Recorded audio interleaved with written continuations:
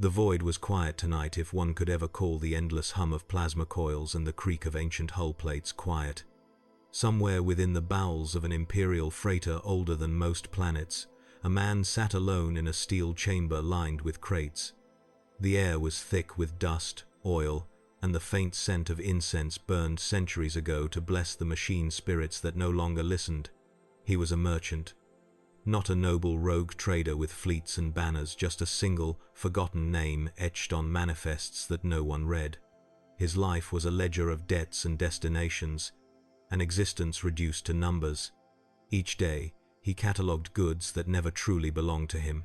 Sacred relics from shrine worlds, Promethean barrels from dead forges, and boxes stamped with the sigil of the Adeptus Mechanicus sealed under wax and code prayers. Some shipments hummed faintly, like sleeping hearts. Others bled oil that smelled almost organic. He never asked questions. Questions were death. He wrote his reports with the same rhythm every evening. The same cracked quill stylus, the same candlelight flickering on cogwheel embossed parchment. The same muttered prayer to the Emperor, half faith, half habit. By his light we trade, by his will we profit, by his silence we endure. The hum of the reactor below was his heartbeat. The ship groaned like an old titan in pain. Every few minutes he could hear the scuttling of servo skulls floating through the corridors, whispering binary litanies to the machine spirits. He didn't fear them. He feared the silence between their whispers. Once, long ago, he had been young, a hopeful trader's assistant on a merchant convoy between the hive worlds. He had dreamed of riches, of medals from the administratum, of seeing the spires of terror, but the years had stripped away those dreams, leaving only survival. Now he was the last living soul aboard his section of the ship. The others' crew, servitors, and officers operated in distant compartments, connected only through vox static. He had not seen another human face in 57 days. The cogitator logs confirmed it. Yet, every night, when he closed his eyes, he felt someone watching from behind the crates. His quarters were modest, a bunk, a shrine to the Emperor, and a stack of manifests reaching to the ceiling. Each scroll was a memory, a confession, and a sin. He sometimes reread them just to prove that time was still moving forward. The cargo manifest before him tonight was different. He read it twice. The codes were from the administratum, but the author field was blank. No planet of origin, no recipient. Just one note, written in red ink. To be delivered as decreed. Do not question. The merchant exhaled slowly. His breath fogged in the cold air. He'd seen strange orders before, but never one so empty. Still, he stamped his seal on it. Obedience was survival. Outside his cabin, the corridor lights flickered. The ship's chronometer chimed the 13th hour, an unlucky mark in the void. From the observation slit above, the stars were barely visible, swallowed by the faint, swirling distortion of the warp. The ship would soon need to travel through it again, and he dreaded that. He had heard stories every merchant had, of cargo holds where whispers could be heard, of deals struck between men and things that spoke from the warp, of profits too large to be humanly possible. He told himself those were sailor tales, lies told by madmen who'd stared too long into the void. But lately, even the numbers in his ledgers seemed to whisper back. That night, he dreamed of coins, millions of them falling from the ceiling, ringing against the steel deck like rain. When he reached down to collect them, they melted, turning into teeth. Human teeth. He woke to the hiss of the ventilation system and the feeling of cold sweat clinging to his spine. The cogitator chimed. New cargo. Hold 9. Access restricted. He frowned. Hold 9 hadn't been used in months. He'd sealed it himself after a warp transit damaged the locks. He rose from his chair, the air stale and heavy, and walked the length of the cargo deck. The doors of Hold 9 were marked with new sigils, fresh red wax, the double-headed aquila stamped deep into the seal. Below it, written by hand in ink that shimmered faintly, were the words, "By the authority of the Holy Inquisition." His heart froze. Inquisitorial cargo. That meant no inspection, no scans, no questions. To open it without sanction was death, not metaphorical, but absolute and immediate. He pressed his ear to the cold metal door. From within, he thought he heard breathing. Slow, deliberate, wet. He stumbled back, muttering the litany of containment under his breath, the one every merchant learned but never believed. Steel is faith, seal is purity, curiosity is heresy. He left the corridor shaking. The sound followed him all the way back, soft, rhythmic, like something alive inside the walls. In his cabin, he opened the trade logs again, searching for any reference to the shipment. Nothing. The Administratum Index didn't recognize the serial numbers. The Mechanicus network denied access. The more he searched, the more corrupted the data became, until the screen bled static. When he tried to shut it off, the cogitator whispered his name. Not a glitch, not an echo. His name spoken in a voice he hadn't heard in decades. His father's voice. He froze, hands trembling. Then the screen went black. Hours passed. The ship drifted through the void like a coffin between stars. The merchant sat motionless, staring at the blank cogitator screen. His candle had burned down to its metal base. In the flicker of dying light, he thought he saw faces forming in the soot-streaked glass faces of people he'd traded with long ago. Men he'd cheated. Men who'd died poor while he lived. He told himself it was just guilt, a mind's trick in isolation. Yet when he whispered their names, the flame bent toward him, as if listening. Somewhere deep below, a klaxon blared once, then stopped. The engines shuddered. The Vox crackled to life for the first time in days. All crew prepare for transition through the warp. The merchant looked to the ceiling. He wanted to pray but could not remember the words. Instead, he whispered to the empty air. Profit is survival. Survival is faith. The light above him flickered again, just once. And for a heartbeat, the shadow it cast on the wall wasn't his. When the warp engines ignited, he felt it not just through the tremor of metal, but deep in his bones. The air turned heavier, and the candle flame stretched unnaturally, pointing toward the sealed door of Hold 9. He closed his ledger and stood. For a long moment, he hesitated, staring at the key hanging from his neck. It was a merchant's key, a symbol of authority to inspect, verify, and confirm all cargo aboard his vessel. He had sworn an oath to use it with honesty and restraint. And yet, that oath had brought him nothing but silence. He could hear the breathing again, through walls, through steel. This time, it was closer. He lit a new candle and whispered to himself, "Just a look. Just to know what I carry." The corridor outside was darker than before. The lights buzzed and dimmed as he passed. He felt the hum of the warp building like thunder behind glass. At the door to Hold 9, he stopped. His reflection looked back from the wax seal, warped, tired, barely human. He raised the key. The ship moaned, as though protesting. Somewhere far away, a voice not through vox, not through sound, but through thought, spoke one word. Open. The candle guttered and died. The seal broke like a prayer unspoken. Wax crumbled beneath the merchant's trembling thumb, flaking onto the deck in dull red chips that looked too much like scabs. The double-headed Aquila stared up at him one last time and then fell away with the finality of a verdict. He pressed the ancient key into the locking cog, felt the teeth meet, and turned. Steel latches withdrew with a wet, dragging sound, as though something alive had been resting its tongue along the seam. The door to Hold 9 shuddered inward by a finger's breadth. A draught slid across his face, cold, sweet, rotting. It reminded him of a chapel crypt he'd once traded candles to how the stone air there had been heavy with old incense and older bones. He pushed the door wider. Candlelight skated into the dark, discovered a geometry of stacked containers, and died against them, as though each crate swallowed light the way a well swallows coins. He stepped across the threshold and spoke the machine god's courtesy out of habit. Spirits of iron and circuit, be at peace. I trespass only to count, not to profane. There were 6 containers in the forward bay, 3 to a side, each strapped tight with sanctified chains. A 7th stood alone at the far end, bloated and unmarked, except for that same wax sigil impressed again and again until the surface looked diseased. From within came the breathing no longer vague through bulkheads, but intimate and near, finding the rhythm of his own lungs and then answering a beat after, like an echo taught to mimic life. He raised the candle and saw that the first 6 crates bore the texts he expected of the Inquisition. Litanies of warding, ciphered origin rubrics, unspeaking threats. The 7th bore only a name scratched into metal with a tool too impatient to be a stylus and too dull to care. A count. The merchant's mouth dried. He understood numbers.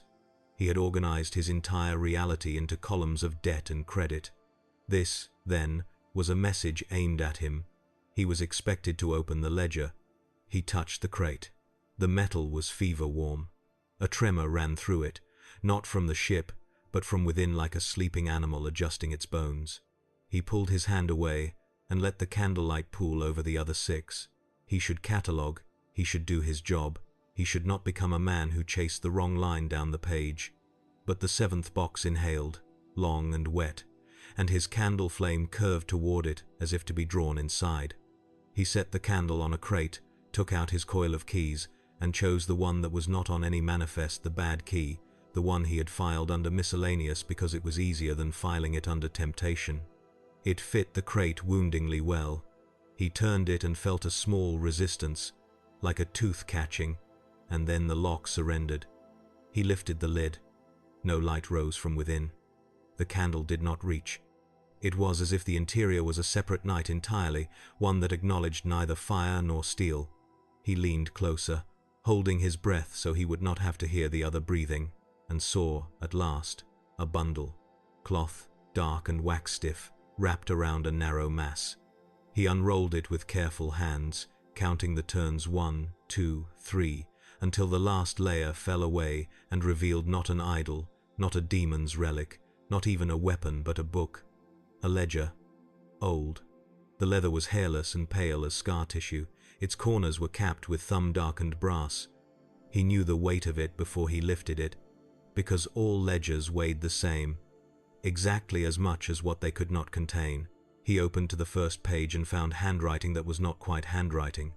The script looked learned and deliberate, but each letter leaned a fraction of a degree toward the next, as if eager to be consumed by it, figures becoming serifs, becoming mouths. The title line read, Ledger of Transit and Consideration, being a true account of commodities rendered and debts incurred on behalf of the Most Holy Ordo. The rest of the title crawled on for a hand's breadth, a litany of honorifics and seals that would have impressed a lesser fear. The merchant turned the page. Columns, rows, familiar comfort. He exhaled shakily, took his stylus from his coat, and traced down the first column, item. The second, origin. Third, destination. Fourth, consideration. He frowned. The numbers were wrong. Not wrong in human. The quantities listed under item were not tonnage or headcount or unit crates. They were durations, seasons, lifetimes, faiths. The origins were not worlds, but cathedrals, foundries, funeral fleets. Destinations were campaigns, crusades, extinctions. He slid his finger to the 4th column, and for a moment he thought it blank. Then he turned the book toward the candle and realized the ink was opalescent, visible only when it wished to be. Consideration, sanctioned, paid in witness. The breathing in the room adjusted to the pace of his reading. He tried to turn the page, but his thumb would not obey him. It had taken root in the paper. He pulled, and a small pain bloomed under his nail. The ledger did not release him so much as accept that the page had turned. Entry followed entry, each with its own small cruelty. Item, Pilgrim Convoy, Souls Variable. Origin, Shrine World of Cinerum. Destination, Warp Storm Heresy Containment. Consideration, 1,000 prayers. Day for 1,000 days. He swallowed. The air tasted of pennies. He flipped further, impatient now, following a rhythm older than caution. The script tightened, entries crowding one another, as though time had become expensive. He recognized a name, a forge he had serviced once, and there, beneath it, an exchange he could nearly pass. Plasteel for penances, fuel for forgiveness. He felt a relief as sharp as guilt. This was still commerce, then merely refined to the point of cruelty. He understood cruelty. He turned another page and found his own name. Not written as a signature, not appended as a witness. Written in the margin of an entry that swallowed the entire sheet with its text, an account unspooling past lines and across edges, continuing in the next page and the next his name, inked small and exact, a tiny nail hammered into a cathedral of words. Consideration to be borne by his name, merchant, holder of key, interest compounding at transit. He said the name aloud without meaning to. The breathing stopped. The hold became so quiet that the candle's whispering wick became obscene. He closed the book and hugged it to his chest like a debtor clutching his last coin. The silence bloomed into a pressure pain behind his eyes. He realized he had stopped blinking. He realized he had forgotten how. He forced his lids shut and opened them again. And in that blink he saw No. Remembered an office years ago where he had signed 3 contracts too quickly because the scribe had looked bored, and the air had smelled like this, and the light had been this grey, and perhaps there had been a book on the table, and perhaps it had not been a table at all but an altar. He put the ledger back into its wrapping and forced the cloth to remember how it had been folded. He lowered the bundle into the crate and shut the lid. The lock accepted his refusal with a quiet, mocking click. When he turned to leave, the other 6 containers, those chained and warded, began to seep, not liquid, not vapor. Words. Thin script leaked from beneath their lids, pooling on the deck in ink that refused to reflect light. The letters uncoiled like eels and slithered toward his boots. Where they touched steel, the deck remembered names he had tried to forget. Kestrel, starved at dock when payment mislaid. Geron, broken contract. Broken ribs. Broken. Mora, sold candle stubs at cost, sold her years, sold. He stepped back, and the letters followed, hungry to be read. He raised the candle in warning, and the flame found courage, flaring high. The ink recoiled, hissing with a sound that was also language. A sound answered it from the deck above, from the vox lines, from the ship's bones. A single tone, pure and officious, the kind that carries law. The Inquisition's docking hail. He stared at the door to the hold as if it had become a mouth. The candle shook in his hand. He imagined the boarding clamps already reaching, the sanctified boots already falling on his deck, the iron faces that do not blink, and the questions that are not questions. He imagined the ledger pried from his hands and set upon some colder table, his name spoken aloud by a voice that makes truth as it speaks. He blew out the candle. Darkness rose around him, clean as velvet. In the new quiet, the ledger breathed once through the lid, through the lock, through his memory. He whispered to no one. "It's only a book." No one answered, but the ship's lights, what little of them still had the will, bowed toward the hold door and held that posture, like penitents before an altar. He pressed his forehead to the cold jamb, feeling the vibration of the docking clamps bite home somewhere aft. Protocols told him to meet the boarding party at the central gantry, hands visible, mouth empty of explanations. Prudence told him to seal the hold and burn the corridor and call it a containment measure. Fear told him to run. Habit told him to inventory. Habit was stronger than fear. He turned back once, a final look into the dark that promised nothing and asked everything. The 7th crate sat as he had left it, a lump in the night.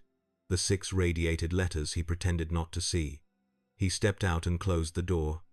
The seal would not hold without wax.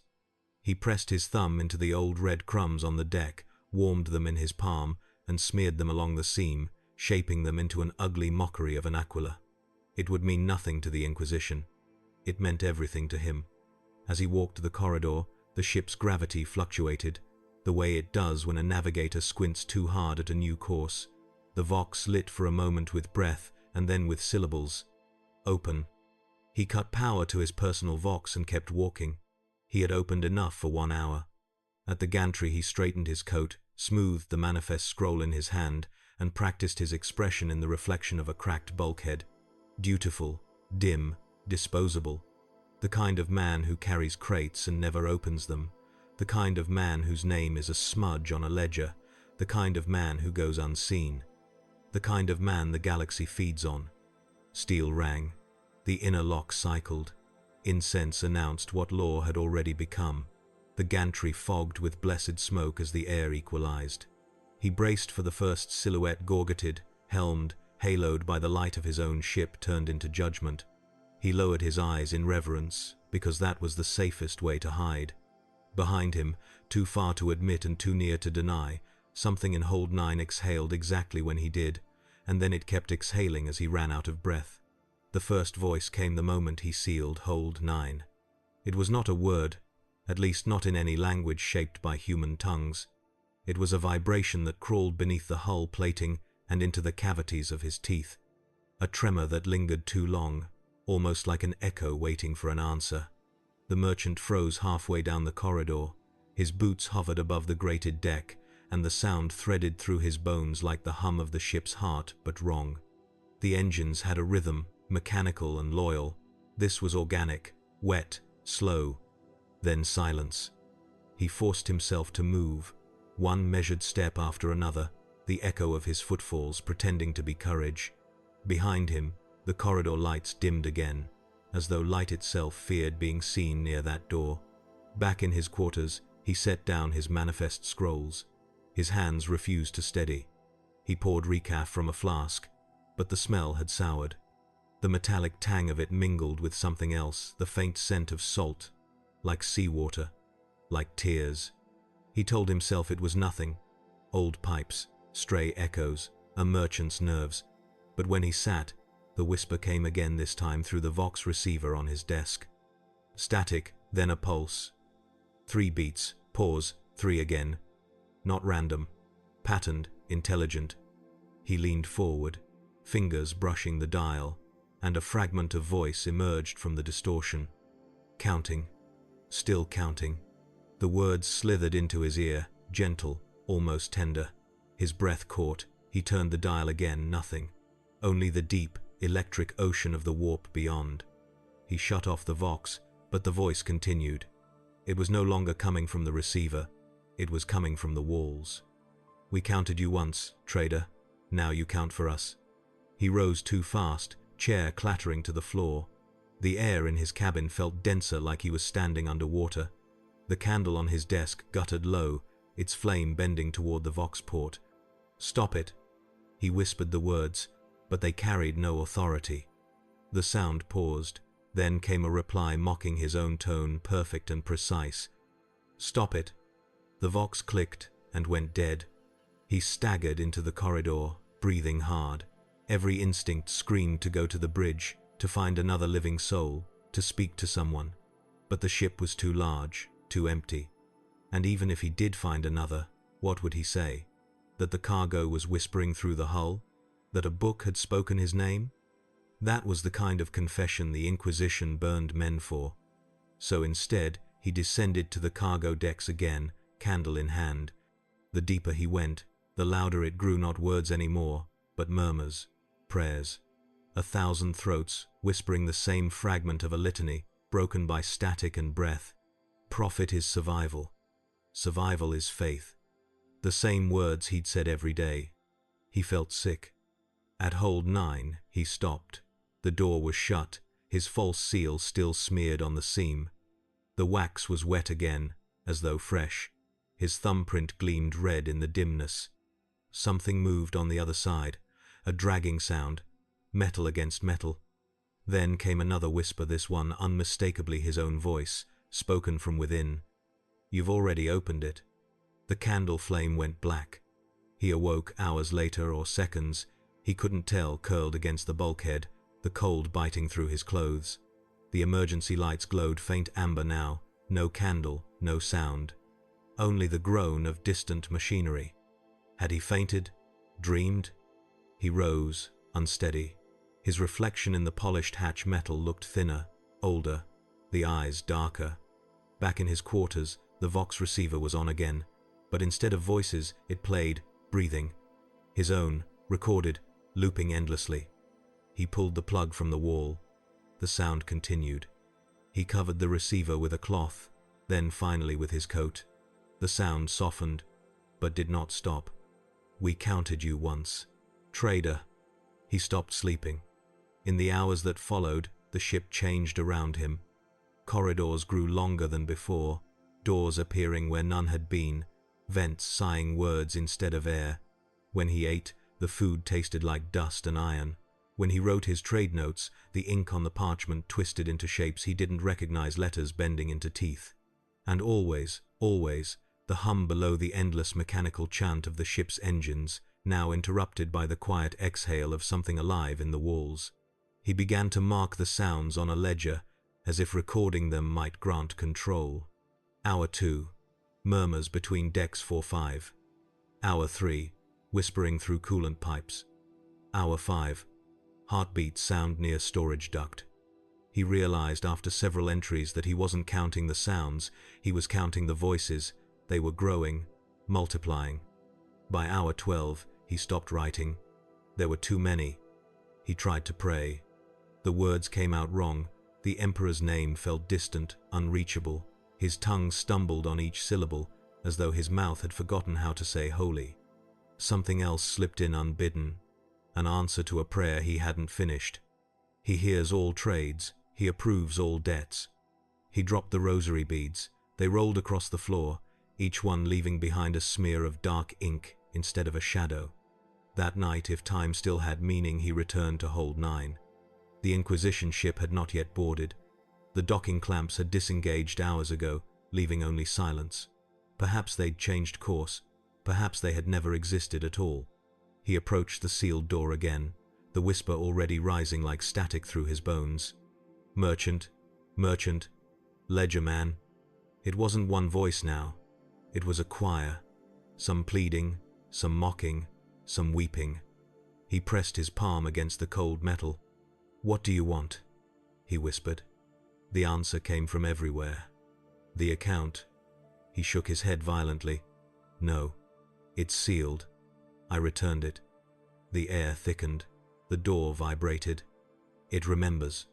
He staggered back, stumbling into the shadows. "It remembers every trade, every oath, every price unpaid." He turned and fled, his footsteps echoing through the hall like the toll of coins dropped into a grave. Behind him, the breathing grew faster, louder, human, dozens of lungs inhaling at once. He didn't dare look back. When he reached his cabin, he slammed the hatch shut and locked it, chest heaving. The Vox on his desk had turned itself on again. Through the static, a calm voice spoke, a voice he knew instantly. His own. Entry logged. Merchant in arrears. Interest accumulating. He threw the Vox against the wall. It shattered. Sparks hissed and died. But from the fragments came one last whisper. Small, almost kind. "You can still balance it, trader. Open the ledger, write one more line." He collapsed into his chair. His reflection in the cogitator screen was gone. Only the ledger remained, resting on his desk though he had locked it away in Hold 9. It waited. He reached for his pen. The warp translation began with a prayer, as all translations do, but this time the words fell flat. Usually, the navigator's chant would echo through the ship like a storm contained in a hymn, solemn, trembling, yet still human. But tonight, the voice that bled through the Vox channels was warped beyond recognition, stretched, reversed, played backward through some cosmic throat. The merchant stood at his cabin viewport as the first tier opened in reality. A faint shimmer spread across the void, like oil over water. The stars bent. Then they screamed silent and terrible as the ship slipped into unreality.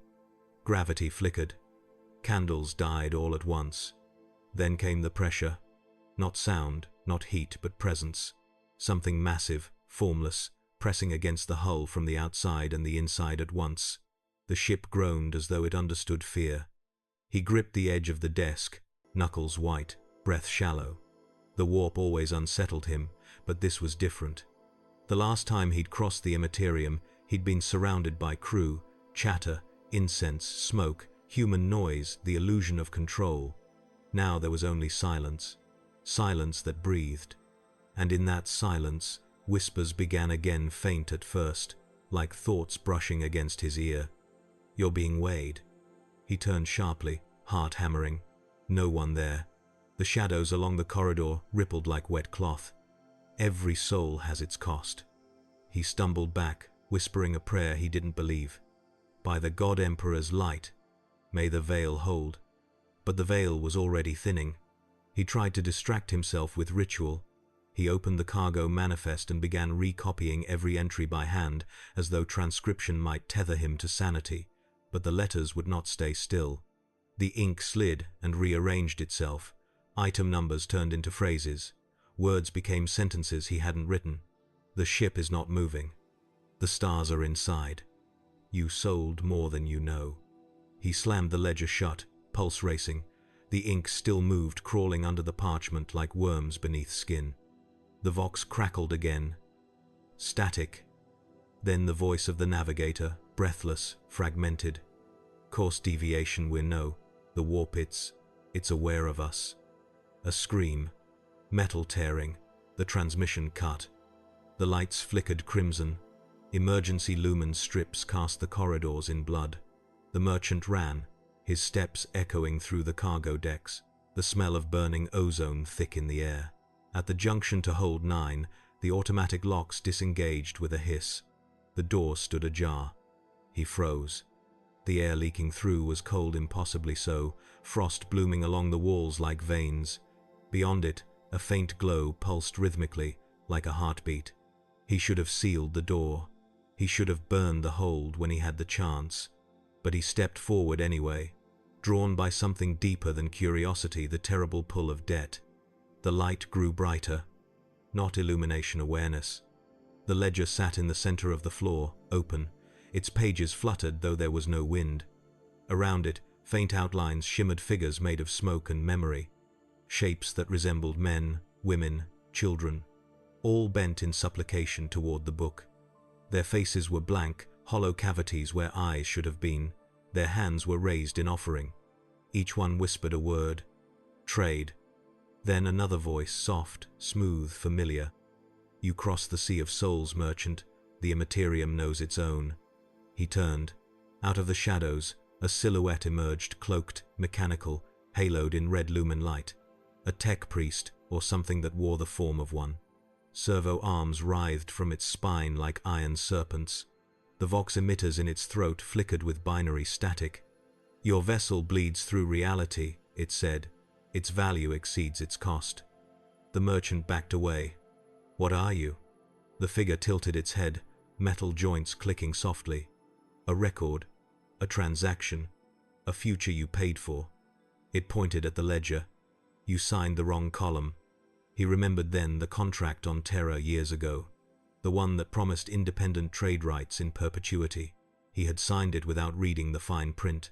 The scribe had smiled. The wax seal had glowed red, like an open wound. You sold your name, the voice continued.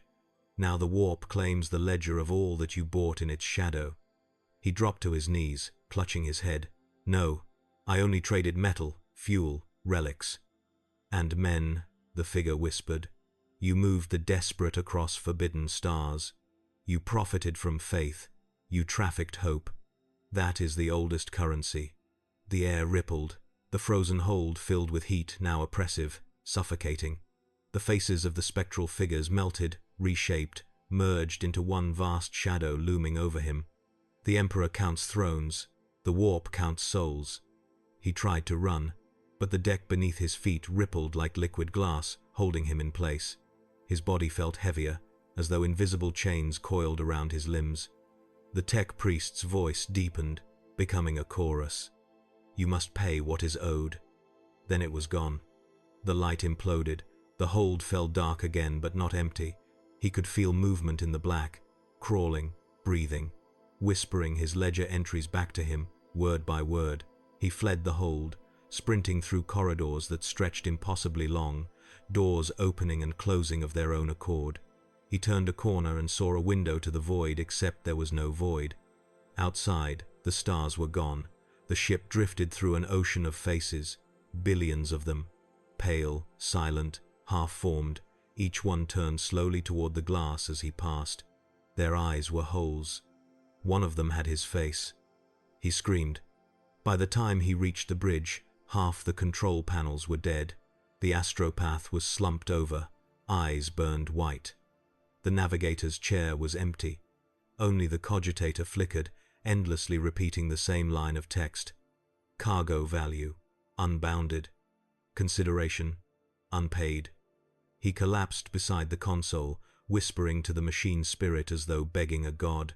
Take me back. End the translation. I'll pay anything.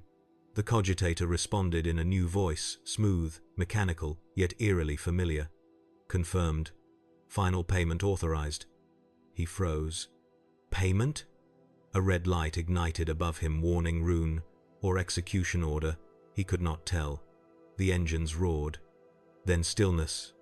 The ship lurched violently, like being flung through a throat of molten glass. His vision split, light and darkness clashing like two oceans. The stars reappeared for a heartbeat, screaming past the hull. And in that single moment, between death and return, he saw the warp from the outside. It was not a sea. It was a market. Planets, souls, empires, all drifting on invisible strings of exchange. The immaterium wasn't chaos, it was commerce, endless, perfect, and cruel. Every life, every death, a trade made somewhere in the dark. He felt himself pulled into it, ledger in hand. His name burned through the pages, becoming currency. Then, with a thunderclap that ripped through the hull, the ship dropped out of the warp. Silence. Real silence. No whispers, no breathing, only the distant ticking of cooling metal. He opened his eyes. The stars were still there, cold, indifferent, real. But the ledger on the floor beside him was open again. The final entry glowed faintly in the dark. Route through the warp completed. Payment received. Balance pending. And beneath it, written in his own handwriting, though he had never written it, one more line. Next delivery. The Shadow Market. The station drifted into view like a tooth someone had pulled from a god. It wasn't on any chart the merchant owned. It wasn't on the administratum's sanctioned route logs. Yet there it was, a geometry of bolted sanctums and grafted hulls, cathedral spires welded onto warehouse cubes, stained glass ribs jutting from rusted gantries. Hundreds of docking arms reached out into the dark with the yearning of starved fingers. Lumen halos flickered, then steadied, as if the place remembered how to breathe when a ship drew near. The cogitator announced the name in a voice he did not recognize. Station, Null Bazaar. Then beneath it, a smaller line pulsed. Clearance, prepaid. The merchant did not remember paying. His knuckles whitened on the helm yoke. Who authorized? The vox answered with incense. Not smoke, memory of smoke, sweet and old, filling his mouth with the taste of ash. Then came a chime like a tithe bell. Docking approved, said a voice both warm and iron. Welcome, ledgerman. He killed the channel and watched the docking arms guide his freighter inward. Clamps kissed hull. Runes rolled to green. Gravity found them both. As the lock cycled, he imagined a mouth closing around a morsel. He could not tell if he were the morsel or the tooth. He took his manifest, his merchant's key, and against reason the wrapped ledger. He told himself he was bringing it as evidence. He told himself many useful lies. The air that met him on the far side of the lock was colder than void and warmer than breath. It carried a market's hum, voices haggling, metal counting, footsteps counting faster, hearts counting faster still. Banners sagged from the ceiling, their inks bled into anonymity. Only one sigil held true wherever he looked, a circle inscribed with tally marks that never repeated, as if it captured a different number every time he blinked. The merchant moved with the current. Here, a row of stalls sold things in bottles that should not fit in bottles, a fog that tasted like names, a light you had to hold with both hands or it escaped, a darkness with teeth. There, servitors with rosary wires in their skulls weighed sorrow on brass scales and stamped it into wafers that smelled like rain. A woman with stitched eyelids sang a price list without words. A hooded man paid with 3 memories and left smiling, until he remembered what he'd forgotten. At the bazaar's heart sprawled a trading floor like a cathedral hacked from a shrine world and sold for parts. The dais was an altar, the altar was a desk, and the desk was a killing floor. Lines of robed officiants chanted invoices, choirs transubstantiated numbers into litanies, a pneumatic press slammed down to sanctify deals with bangs that sounded exactly like gunshots. A familiar silhouette waited at the dais, cog and skull, mechadendrites flexing, red robes whispering. Not the same tech priest from Hold 9, no, this one gleamed like a refurbished promise. Ah, it said, Vox Burr velvet smooth. Our balance. The merchant bowed without meaning to. I was diverted. All commerce is diversion, the tech priest replied. Come. A cable hissed, offering a brass stylus. Inventory precedes absolution. He followed, and the market swallowed him. They worked through corridors that were also bellies. He passed cages not of steel, but of liturgy containing beasts that might once have been rumors. A rumor of a saint's smile with too many teeth. A rumor of a warm afternoon bottled and priced by the hour. A rumor of victory limping on a golden crutch. Prices hung in the air above them in fluctuating script. Buyers clutched their budgets and bled softly from the nose. At the counting house, men with ink-black mouths murmured equations to skull cogitators. When a number resisted, they bit it until it bled smaller. He saw a scribe feed pages into a furnace and draw out coin. He saw another feed coin into a furnace and draw out silence, which he then hung on a rack to cool. In a low alcove, a pair of inquisitorial stormcoats stood facing a wall. Not soldiers' garments. Empty. Their gorgets moved as if breathing, their pauldrons heavy with invisible law. A plaque beneath them read, On loan. Paid in witness. He did not ask from whom. He did not ask to whom they belonged now. Why am I here? He asked finally. The ledger in his hands pulsed, or perhaps his hands trembled. What debt did I sign? All of them, said the tech priest softly. You signed the first when you priced a life in transport fare, the newest when you opened the crate and read what was never meant to be read by those who still feared the cost.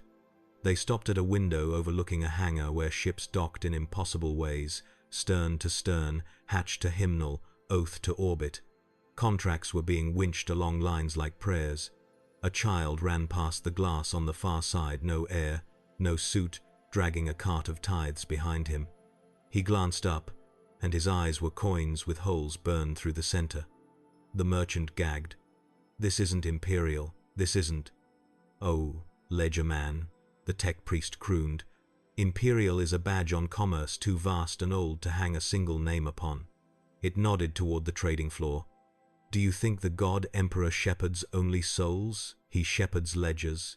He counts thrones because thrones are how mortals count faith. But here, the mechadendrites gestured wide, encompassing the unholy exchange.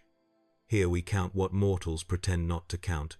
Loss, omission, the arithmetic of looking away. A bell tolled.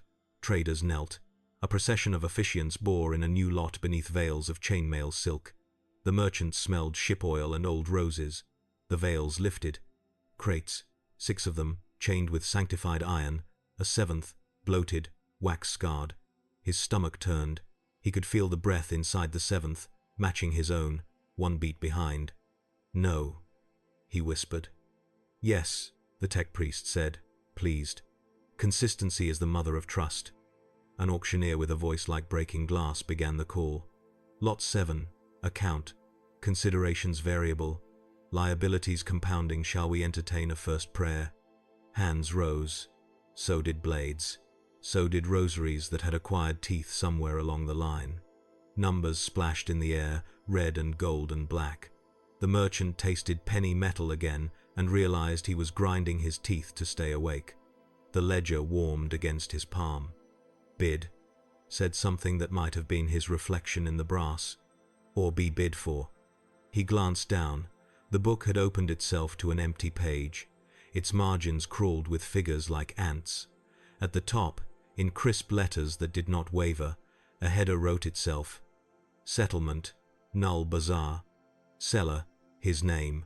Goods, account, unopened. Consideration. The pen was in his hand, but he had not picked it up. He wrote before he could think. Consideration, transport, witness, oath. He could not imagine what that meant, except everything. The air accepted the entry. The auctioneer's 3 throats smiled as one. We have an opening prayer, they said. Sanctified. Bids rose like tides. A robed choir offered 1,000 sung hours. A machine cult promised 3 nameless machine spirits, and one that would not give its name. A hooded figure dropped a single tear that hit the deck as a jewel and rolled uphill. "Stop," the merchant said, throat raw. "Stop buying what cannot be owned." "We are not buying," someone said behind him. He turned. An inquisitor stood there, the impression of an inquisitor, anyway. Cloak, mask, presence heavier than gravity. But where a face should have been was a mirror, and where eyes should have been were 2 thin columns of tallies etched into glass. "We are balancing," the knot face said. "Your ledger is part of a greater book. You carry it because you were good at not asking the price." The mirror rippled. Within it, he saw himself sealing a crate on a pilgrim barge, while a woman stared at him through a porthole, mouthing thank you with a child asleep on her shoulder. He had added a surcharge because fuel had been tight. He had justified it. He had been thanked for it. "She paid," the voice said gently. "So must you." The tech priest's mechadendrites loosened like indulgent smiles. A tutorial in mercy. How rare. "Take the account," the merchant said through his teeth. "Just take it back." "It never left," said the inquisitor that wasn't. "You opened it. It opened you." The mirror lifted a fraction, and something inside it, he took a breath he could feel in his own lungs. "Trade with us, ledger man. 1 honest line. For 1 honest line, we will return your ship to charted lanes. We will quiet the voices under your hull. We will let you forget." The ledger's page gleamed, expectant. He stared at the auction, at the crowd of buyers and sellers concealing how alike they were, at the crates that were and had always been his. He thought of the navigator's scream, the astropath's white eyes, the stormcoats standing upright with no one in them. He thought of the first coin he'd ever held until it warmed and felt like a living thing. He wrote, not numbers, words. Item, me. Origin, a ship that counts lies as ballast. Destination, anywhere my debt buys quiet. Consideration, all of it. The ink smoked. The page sighed. Across the dais, something like laughter rippled through the robes. The auctioneer's 3 throats rang their bell again, but softer, fond. Sanctified. Payment, the inquisitor-shaped absence said, accepted. The station shuddered, or he did. The market lights flared, then steadied. The 6 chained crates grew still, their leaking script retreating back under their lids like eels spooked by a larger shadow. The 7th stopped breathing. No, that was wrong. It breathed him. He felt lighter and heavier all at once. A final line etched itself along the bottom margin of the page in a hand he now recognized as his future's. Balance carrying forward. He looked up. The crowd had already turned to another lot. The tech priest had already filed him under processed. The inquisitor's mirror had already gone blank, tallies reset to await a fresh sin. The merchant closed the ledger. The clasp bit his thumb. He bled and did not mind. He tucked the book inside his coat like a warm confession. As he walked back toward the docking arm, the bazaar's noise washed over him in forgiving waves. Vendors called new prices for old consolations. Choirs rehearsed an accounting they would never finish. A child ran past with a cart of someone else's years and did not look up. At the lock, the lumen above the door flickered. Green. Green. Question. Green. He paused, hand on the release, and glanced back one last time. The market did not wave. It did not vanish. It did not threaten. It simply was a fact like gravity, like debt, like the breath he took and the breath the ledger took after him. Next delivery, he said aloud, because the page had already said it. The shadow market. And because he was a merchant, and because the galaxy had taught him which way profit always points, he smiled without humor and added, complete. The door cycled. The station released him the way a mouth releases a word it intends to hear again. The engines were silent for the first time since the ship's consecration. That silence was a blasphemy and an invitation. The merchant floated alone in orbit above the shadow market's dying glow, his freighter drifting like a casket adrift on a cosmic tide. Below, the station was receding into mist, swallowed by the warp's distant shimmer. Its lights pulsed one last time before fading, as though the marketplace itself had winked in approval of the deal he'd made. He stared at the ledger, still clutched to his chest. The page he'd written the line that had cost him something he couldn't yet name was gone. In its place, new script had appeared, cold and perfect. Next consignment, Forge World Trask. Recipient, Magos Dominus Curel. Cargo, 1 merchant, modified. His mouth went dry. Modified. He closed the book carefully, as if afraid it would bite, and whispered into the empty cabin. I'm done trading. No more. But the cogitator on his console lit up. A message, no transmission signature, no encryption key, just words, typed as though someone else had commandeered his own hands. Course set. Non-negotiable. Then the engines roared to life again.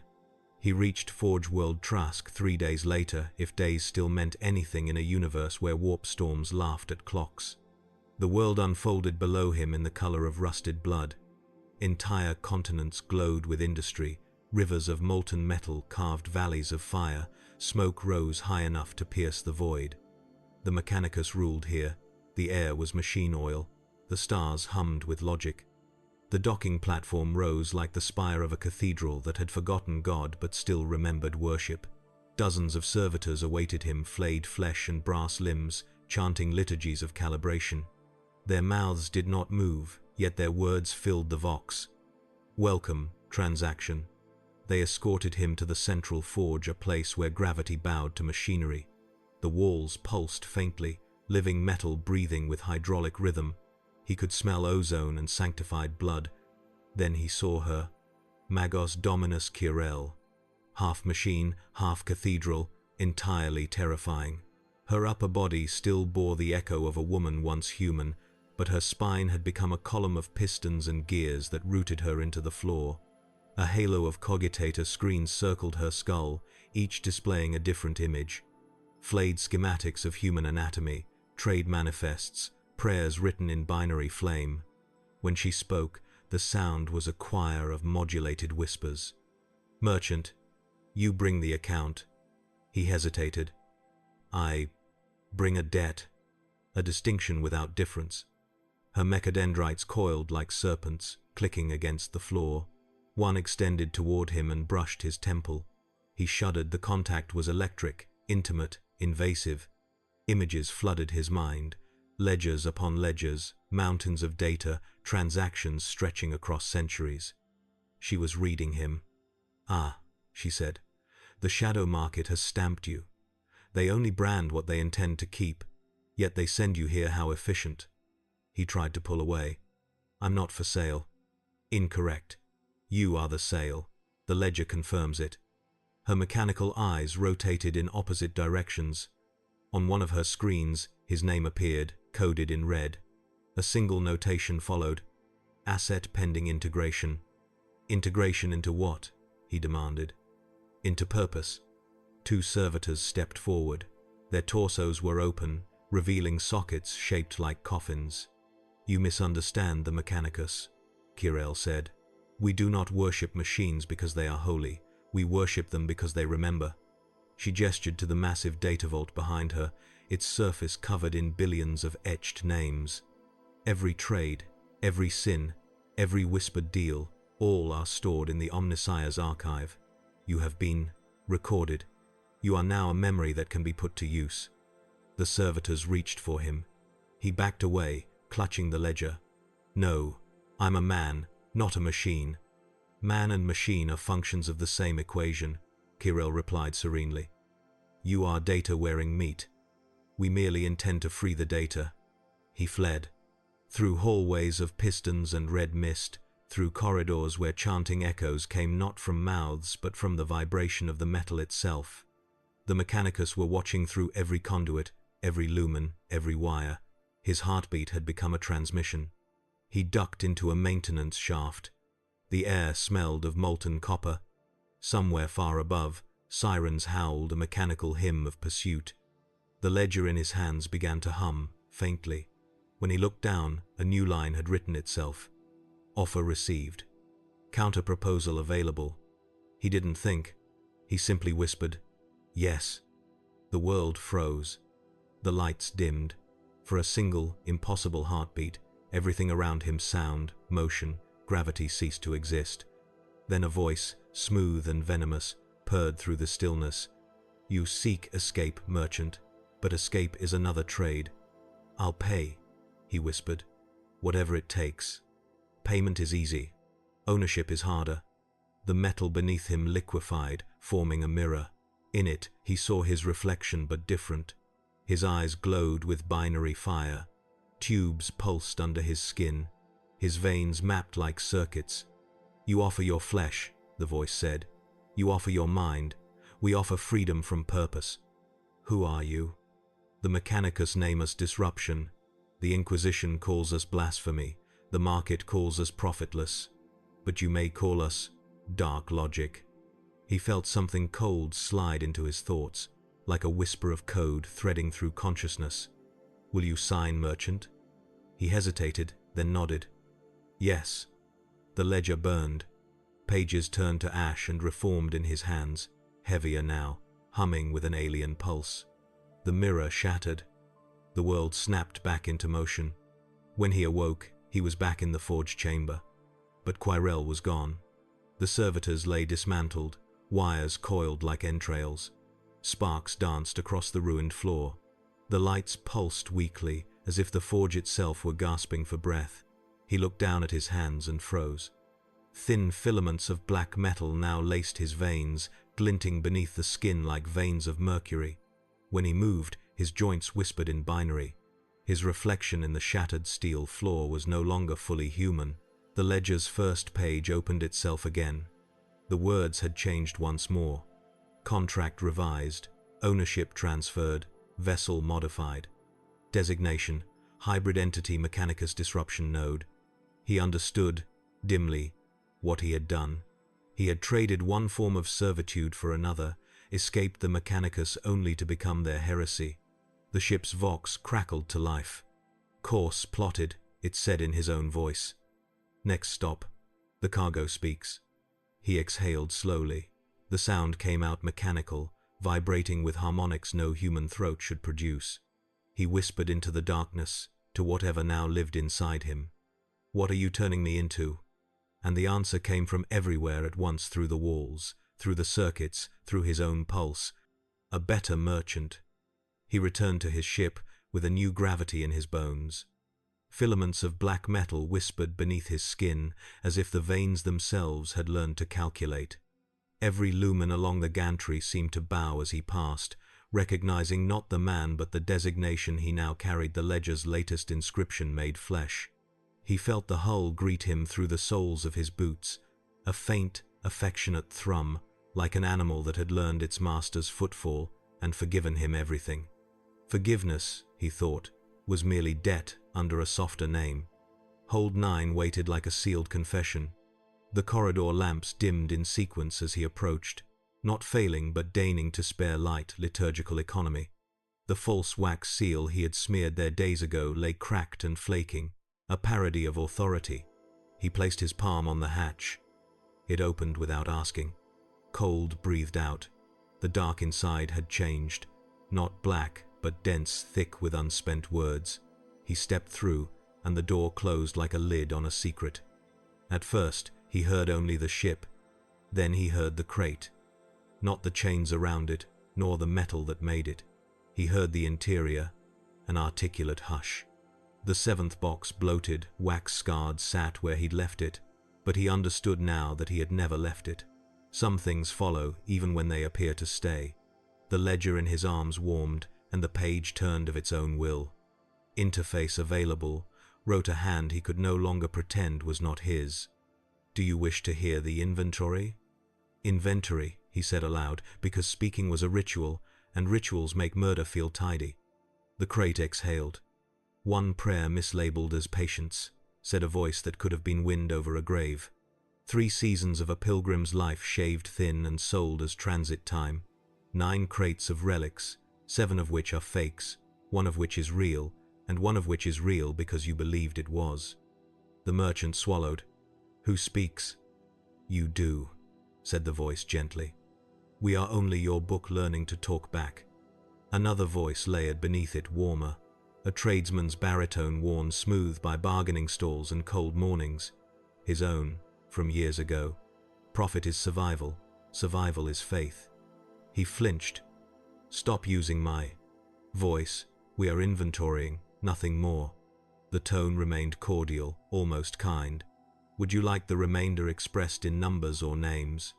Numbers, he said too quickly.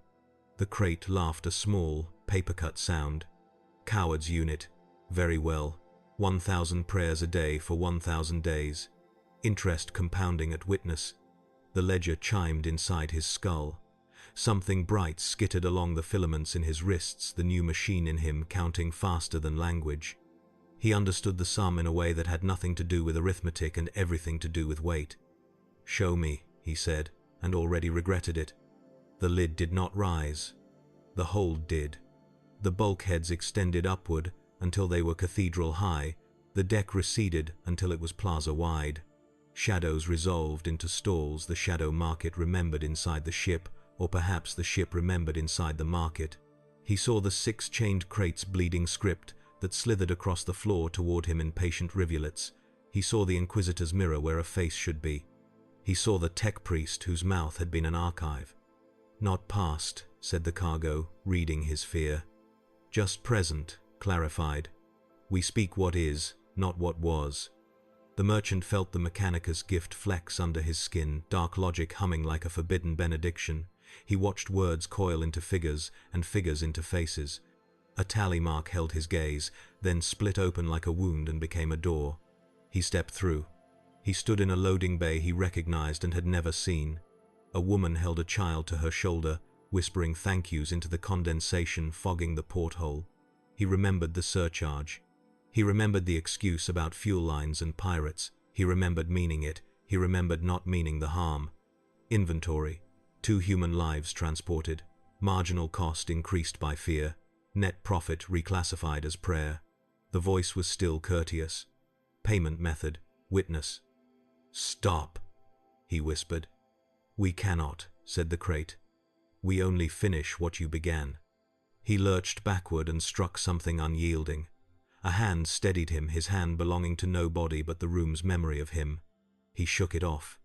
Why are you doing this? You asked to hear the inventory. He laughed, a raw sound, and hated the way it resembled a cough. Then answer this. What are you? Silence. Then, account. That's not an answer. It is the only honest one. We are the tally when the book closes. We are the breath that continues after yours stops. We are the column that turns all numbers into names. The crate's voice lowered, almost conspiratorial. We are what you carry when you believe you carry nothing. The ship shuddered not from thrust, but from recollection. He felt rivets remember being hammered. He felt paint remember being a flower on a world that did not survive. He felt the lifter cranes long for the warm ache of work. His heart beat in their rhythm. Why me? He asked, but the ledger wrote the answer before the cargo could speak. Because you count well, because you do not look away. He wanted to deny both. Interface deeper, the page suggested, polite where the crate was compassionate. Touch the seal, listen with more than ears. He extended his hand, and the dark logic braided along his nerves like a rosary of wire. He pressed his palm to the lid. The wax softened, not from heat but from consent. The world did not open, he did. Voices rose not in chorus but in counterpoint, each an immaculate ledger of a single life phrased in its native currency. He heard the iron hymn of a manufactorum worker who measured worth in completed shifts and unbroken fingers. He heard a pilgrim who counted by candles burned to stumps. He heard a serf who tallied days without beatings, a smuggler who balanced risk by tooth count after brawls, a child who counted sleep because sleep came and went like mercy. They did not accuse, they negotiated. I gave this, you took that, you took this, I kept that, we both paid, we both owed. He found, to his disgust and comfort, that he could price it. Dark logic wrapped the ache in units and made it bearable. He could do math with remorse. You see, said the cargo softly, a merchant is the priest of the everyday. He decides which pains are ordinary. Then what do you want from me? His voice came out thinner than he liked. Completion. The ledger wrote while the crate spoke, their idioms mirroring. Open items. Many. Method. Declare, deliver, deny nothing. Declare what? The answer came not as words but as an urge, a pressure behind the teeth that felt like truth wanting a mouth. He understood. A line needed writing that could not be written in ink. He had to say it into the room and mean it in the book. He took a breath. The crate took his next one. Item. Me, he said, repeating the line he had signed at the bazaar. But the hold rejected it, the way a body rejects a cheap transplant. Again, the cargo advised, gentle as a banker with a favorite debtor. Not ransom. Inventory. He tried again, tasting iron. Item. Every surcharge I justified with fear. Every lie I called logistics. Every prayer I priced by the hour.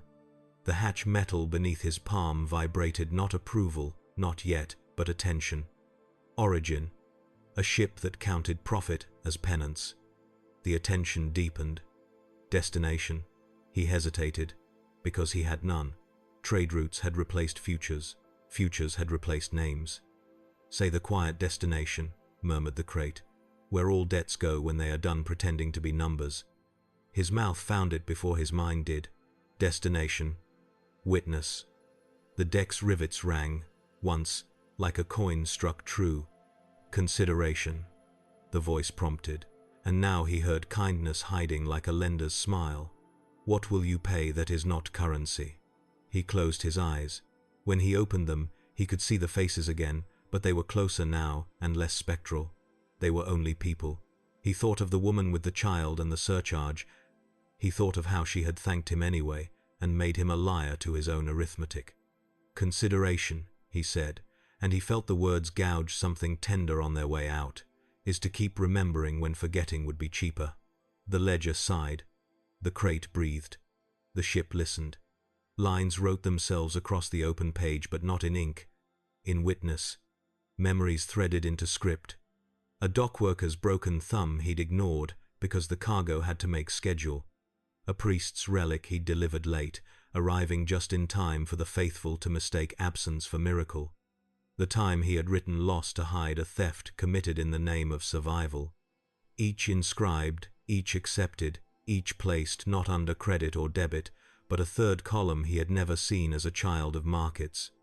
Kept. The cargo's voice dwindled to a human whisper. Now the remainder. He waited. Opened the lid. His new filaments sang in protest. His old fear rose like bile. The Inquisition would call this heresy. The Mechanicus would call it theft. The market would call it premature. Only the book would call it due. He slid the locks. Wax cracked. Chains slackened. The lid lifted as if assisted from the inside by another pair of hands, his, and not his. Cold rolled out. The honest cold of vaults, not tombs. Inside lay nothing he could carry, and everything he had carried. A ledger that was his and not his. Pages written in breath. Bindings made from the arithmetic of choices. Above it, a shimmer like heat over sand suggested a form, young and old at once. We are not your punishment, the not form said. We are your receipt. What happens if I refuse you? Then you will keep paying in smaller coins until the total is the same. What happens if I accept? Then the numbers become names forever, and names are heavier than numbers, and you will never drop them by accident. He looked down at his hands, at the filaments threading them with alien grace. He looked at the book that had made him valuable in the one market where value could not be spent. He closed the lid not to deny, but to keep. He replaced the chains not to bind, but to carry. He pressed his thumb to the wax not to seal, but to sign. Complete, he said, and because completion is a kind of death, he added softly, continue. Something unclenched in the ship's bones. The murmurs that had haunted the hull did not vanish. They settled, as a crowd settles when the price is at last the price. In the corridor, the lumen strips brightened without wasting light. The hatch relearned the sound of opening and closing for ordinary reasons. In his chest, a new rhythm found its place among the old. Flesh and filament, man and machine, prayer and price. The vox came alive with his voice, and another voice holding it steady. Course available. Next vector. The Inquisitor's arrival. He let the hatch cycle behind him. He did not look back. He did not have to. Some cargo speaks. Some cargo is content to be heard once, and thereafter carried like a relic, heavy, holy, hungry, and finally, honest. He walked toward the bridge with the careful calm of a man who has admitted the bill and discovered, to his surprise, that paying it made him taller. He knew the Inquisition would find him eventually, but not this soon. The astropathic interference started as a faint whisper, like the echo of someone praying through water. Then came the static, the cold pulse of a ship dropping out of the warp without permission. His sensors screamed for identification, but the reply was not a code. It was a decree. Vessel Mercantile Providence, by order of the Holy Ordos, power down your engines and prepare for boarding. You are under inquisitorial scrutiny. Do not resist. Even before the Vox fell silent, he recognized the tone. It was not anger, it was inevitability. He had traded with daemons, bargained with the Mechanicus, and spoken to his own cargo. But the Inquisition, the black arm of the Emperor's judgment, was something different. They did not trade. They tallied. The merchant ordered the ship to halt. The thrusters groaned, gasping like a dying leviathan. Through the viewport, the inquisitorial vessel emerged from the void, a black cathedral adrift in a graveyard of stars. Its prow bore no name, only the sigil. A golden eye encircled by chains, crowned with a burning skull. He whispered, "Ledger, hide the records." The book responded with silence. Then, a clang reverberated through the hull, the docking seal, the moment of reckoning. They came aboard in silence. No battle cry, no threats, just boots, black and deliberate, echoing through metal corridors that suddenly felt far too narrow. He waited in the cargo hold. His breath misted in the cold. He could smell machine oil, incense, and judgment. Then she entered. The Inquisitor. Tall, cloaked in black adamantine and ritual scars. Her mask was forged from iron, expressionless save for the faint curve of disdain beneath its etching. From her shoulder hung purity seals that whispered, when she moved, each one a confession from a soul long since absolved through death. At her side walked a servo skull adorned with relic sensors, and behind her two acolytes, one half bionic, the other blindfolded with gold cloth, hands folded as if in prayer. "Merchant of the Void," she said, voice measured, almost weary. "You are far from your assigned trade routes." He bowed his head, keeping his tone steady. "Storm currents, my Lady Inquisitor. Warp tides pushed me off course." "Warp tides," she repeated, tasting the lie. "And yet your logbook shows deliberate deviation." She held up a data slate, one of his manifest copies, stamped with sigils he had never written. The ledger had betrayed him. He opened his mouth, but she continued, "Tell me, merchant, what did you carry through the warp?" He hesitated. "Cargo from Forge Trask, classified shipment for the Mechanicus." Her servo skull whirred. A beam of crimson light scanned the hold. "Classified by whom?" "By Magos Dominus Kirel." That name caught her attention. She turned slightly. "Kirel is excommunicate, declared heretic by the Ordo Machinum. Every vessel under her contract is to be seized or destroyed." He felt the cold drop in his stomach. "Destroy. Please, I was unaware." "Awareness is irrelevant." She gestured toward the seventh crate, the one still bound in wax and chain. "Open it." His voice broke. "That crate is sanctified." Her acolyte stepped forward and drew a seal cutter. The wax hissed, melting like blood. "Sanctified by what?" the Inquisitor asked. He had no answer. The lid cracked open. A pulse of black light filled the room, swallowing the lumen glow. The acolyte screamed as her flesh withered, her blindfold catching fire. The servo skull dropped, twitching like a dying insect. And then came the voice, not from within the crate, but from everywhere. "Ah, another auditor." The Inquisitor froze, her mask turned toward him. "What have you done?" He staggered backward, clutching his head. "I didn't. It spoke to me first." The shadows around the crate moved, not like smoke, like intention. The black light bent toward the Inquisitor, licking the edges of her armor. Her purity seals fluttered violently, words burning away. The Inquisitor drew her weapon, a bolt pistol engraved with prayers, each round inscribed with his name. She fired once. The sound was not thunder, but silence breaking. The bolt entered the dark and did not return. "Your weapon fires faith," the voice murmured, "but faith is a currency we have already purchased." The Inquisitor staggered, her mask cracking down the center. Beneath it, a single eye glowed faintly, not holy, but aware. "By the Emperor's light." He signed the first ledger. The voice whispered, "We only collect."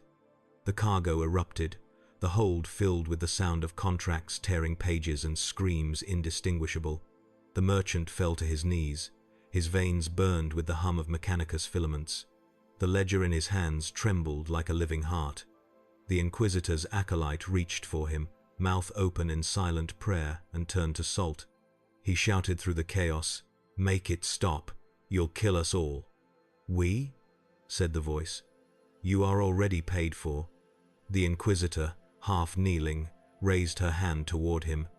"Merchant, listen to me." Her tone had shifted, no longer command, but plea. "You must close the ledger. Do you understand? Close it, before the warp claims the contract." He stared at her. "I can't. It won't let me." "Because it is honest," the voice replied softly. The black light surged upward, forming the vague silhouette of a figure cloaked, vast, and mercantile. Its face was made of shifting ledgers and burning seals. The Inquisitor turned her weapon upon herself. "The Emperor's mercy." The shot rang, then silence. The figure smiled without lips. "Now only you remain, bookkeeper." He stood, trembling. "What are you?" "We are the balance. We are the transaction that measures thrones against souls." The light faded. The crate sealed itself again, whole, untouched. The hold was clean, save for ash where the Inquisitor had been. He stared at the empty space, then at his hands, then at the ledger, now cool and still. Its final entry read, "Inspection complete. Balance pending." Next, the inspection. The void was silent after the Inquisitor's death. A silence too complete to be peace, the kind of silence that waits for someone to make the next mistake. The merchant stood among the ashes, staring at the sealed crate that had unmade the most feared hand of the Emperor, as though she were a candle in a storm. The air smelled of sanctified oil and ozone. His throat burned. The ship had grown still. The engines were cold. The lights were steady, but dim, as though the vessel itself were holding its breath. He could almost hear it thinking. He picked up the ledger. The page turned on its own. "Inspection incomplete. Awaiting verification." He whispered, "Verification by who?" "By you." The words appeared even before the question finished leaving his mouth. He laughed, a broken sound in a dead room. "You want me to inspect it? That crate killed an Inquisitor. Then it has passed the first test." He could have turned back. He could have jettisoned the cargo, purged the hold, called for the Navy, or prayed. But every choice led to the same answer: debt unpaid. The Mechanicus wiring in his veins began to pulse, aligning with the ship's power grid. The filaments glowed faintly beneath his skin, tracing the same pattern as the seals on the crate. He took a slow breath. "Let's finish this." He walked toward the box. The deck plates moaned. His boots left faint scorch marks, as if even the metal recoiled. When he reached the crate, he placed his hand upon the surface. The wax seal didn't resist this time. It welcomed him. A sound like the rustling of 10,000 parchment sheets filled the hold. The chains uncoiled and fell away, clattering like coins on stone. The lid rose, and from within came light. But not light in any sane sense. It was black and white at once, a reversal of sight, a radiance that burned in negative. It poured across the walls like liquid memory. Inside the crate was no cargo, no relic, no flesh. There was only a mirror. He saw himself. Not the man he remembered. The reflection stared back, wearing the robes of a trader priest, face half machine, half atoned. His eyes were void black and yet full of stars, as if each iris were a miniature warp storm trying to remember order. When he spoke, both voices spoke. "Manifest," said the reflection. "Cargo," said the man. "Profit, loss, faith, debt." Their words overlapped, twisting together into new meanings. "We were always the same," the reflection said. "You carried us through stars that called you by name, and you never wondered why." "I didn't know," the merchant whispered. "You did, but you measured knowledge in safety margins. You priced ignorance because it sold better." The mirror began to ripple. Images swam through it, memories not his own, contracts signed in blood, or not blood, merchants counting souls instead of thrones, a galaxy-sized ledger written in fire, stretching from terror to the eye of terror. Every name glowed for a moment and then burned away except his. His remained, steady, unfinished. He stepped closer. "What do you want me to do?" "Inspect the goods." He reached toward the glass. His mechanical fingertips touched the surface and sank through as though the mirror were liquid. The cold was absolute. He stood now inside the reflection. The world around him was the same ship, but reversed black where light should be, soundless where motion should roar. He could see the shadows of people long dead, drifting like ghosts across their old routines, servitors loading invisible crates, acolytes murmuring half-prayers, the Inquisitor herself walking backward into existence again. At the center of it all stood a massive book suspended in air, its pages turning without wind. Each page was a world, each world a debt. He recognized planets he had traded with. Damaris, where he sold rations that turned out to be contaminated with machine spores. Cipra Mundi, where he bought imperial scripture cheap and resold it to cultists as binding wards. Trask, where he carried forbidden cargo under a false seal. Every act tallied, every soul connected. The book's spine pulsed like a heart. Its script changed constantly, rewritten by unseen hands. He approached. The pages turned toward him like faces. On one, he saw the Inquisitor's mark, the broken seal of her office, and under it a signature, his own. The same hand, the same flourish. The realization hit him like a physical blow. He had authorized her death long before meeting her. The deal had been inked across realities. "Inspection complete?" the voice asked, echoing from everywhere. He could barely speak. I didn't mean to." "Intent is not currency," it replied, "only transaction." The book began to close. Panic flared. "Wait. Then verify the ledger.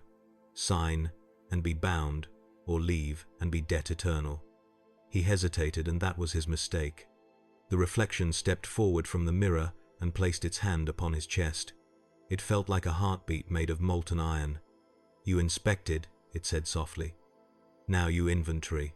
His veins lit like circuitry. Words carved themselves across his skin entries, sums, signatures. Each one was a sin labeled neatly for storage. He screamed as numbers replaced nerves. The reflection's face became serene. "You see? This is balance. You will not die. You will not live. You will record." Then everything imploded, sight, sound, time into a single point of calculation. He awoke, lying on the floor of his ship. The crate was gone. The hold was empty. But the ledger remained open to a blank page. His hands trembled as he saw what was written there. "Inspector, confirmed. Inspection, successful. Result, self-valuation achieved. Remaining balance, 1 unresolved." "1?" he whispered. "What's left?" The Vox answered in his own voice, but deeper, as though something vast was using his throat. "You." The lights flickered, then steadied into crimson. Every lumen on the ship aligned in a single direction, pointing toward the bridge. Something waited there. He rose slowly, each step echoing like a verdict. The ship groaned, alive again, but not as it had been. Its machine spirit spoke in binary prayers through the deck beneath his feet. He knew what awaited him. He knew who. The inspection was not finished. Not until he met the buyer. The bridge doors parted like eyelids that had decided to stay awake. Every lumen had already chosen its angle, converging on the command dais, where the captain's throne rose from the deck like a tooth from a jaw. The merchant stepped forward, and the ship adjusted its gravity by a breath, persuading him to kneel without issuing an order.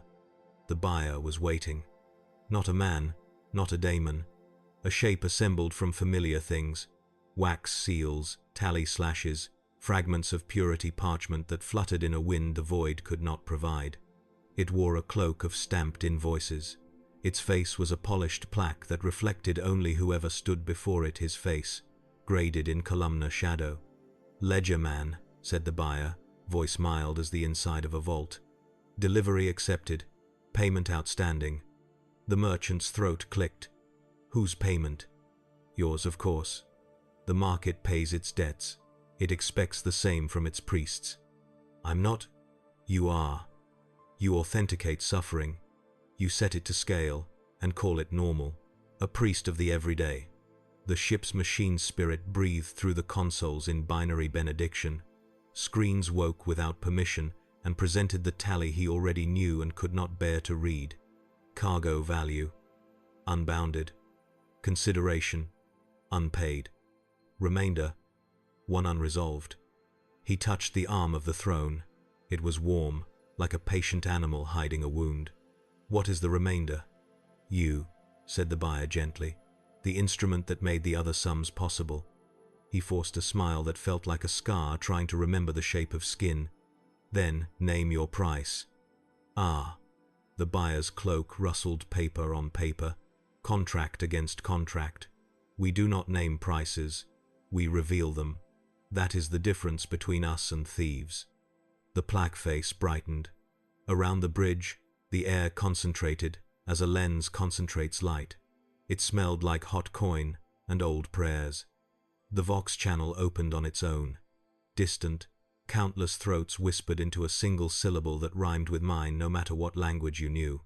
"Listen," said the buyer, and the ship obeyed. The first voice was small and stubborn, a pilgrim counting candles by stubs. One for the child, one for the crossing, one for the man who took our last coins and called it faith. Another voice, iron and grease. A manufactorum hand who had traded 3 teeth for passage and 2 more for the surcharge due to warp piracy risk. A third, bright with priestly certainty. A confessor who bought relics binding against heresy and found they bound nothing. And still he thanked the merchant for the expedited shipment that arrived a day late and exactly on time for a miracle that should never have been necessary. They did not accuse. They itemized. The filaments inside his arms thrummed. Dark logic aligned each confession to the ledger's columns with pitiless grace. He could price every sorrow exactly. That was the worst mercy of all. "Understand," said the buyer, almost kind. "What we are about to transact is not punishment. It is accounting." "Accounting with what?" he rasped. "Thrones, blood, prayer hours, witness, ownership. We will move the debts from where they pretend to live to where they truly do." The plaque tilted toward the throne. "Seat yourself." He did. The throne accepted him the way a lock accepts the right key. Cables uncoiled from the dais, polite, almost affectionate, and settled against his wrists and temples. Heat spread inward. The bridge dimmed at the edges until only the buyer and the console's single waiting line remained. Consideration. He could fill it with anything. That was the trap. That was the gift. He remembered the shadow market's bell, the tech priest's patient contempt, the inquisitor's mask fracturing like an oath you should have made earlier. Most of all, he remembered the crate's whisper when he tried to pay with himself, and it had answered, not ransom, inventory. Consideration, he said, the word tasting like iron filings and absolution, is to carry the names as names, not as numbers, for as long as a number would be easier. The line accepted the text with a sound like a breath taken for the first time. Consideration. Witness kept. Perpetual. The buyer inclined its paper-crowned head. Half. Half. He laughed, a crack in a winter rail. What is the other half? Delivery. The plaque brightened, and for a heartbeat the bridge was a bazaar, a shrine, a dock where mothers mouth thank you through frost. You will deliver what you made, not to a market, to the places you subtracted them from. You will take the remainder that is you and break it into service until it sums to 0. How long? You still think in hours. A fondness there, almost pity, until one of the names you carry weighs the same as your own. Then you will discover you have none. The cables tightened not cruelly, but like a belt you chose to cinch. The consoles unfolded new columns. Deliveries pending. Fuel to Cinerum. Late by 1 day. Deliver early by 1 winter. Relic to the besieged shrine. Arrived unblessed. Deliver blessing and arrive to be shot at first. Passage for 2. Surcharge reversed. Escort them past pirates you invented. He swallowed.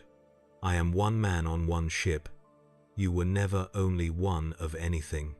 The plaque became a mirror again. He saw himself as he had been at the start, a ledger hunched over a candle, pretending the candle warmed him.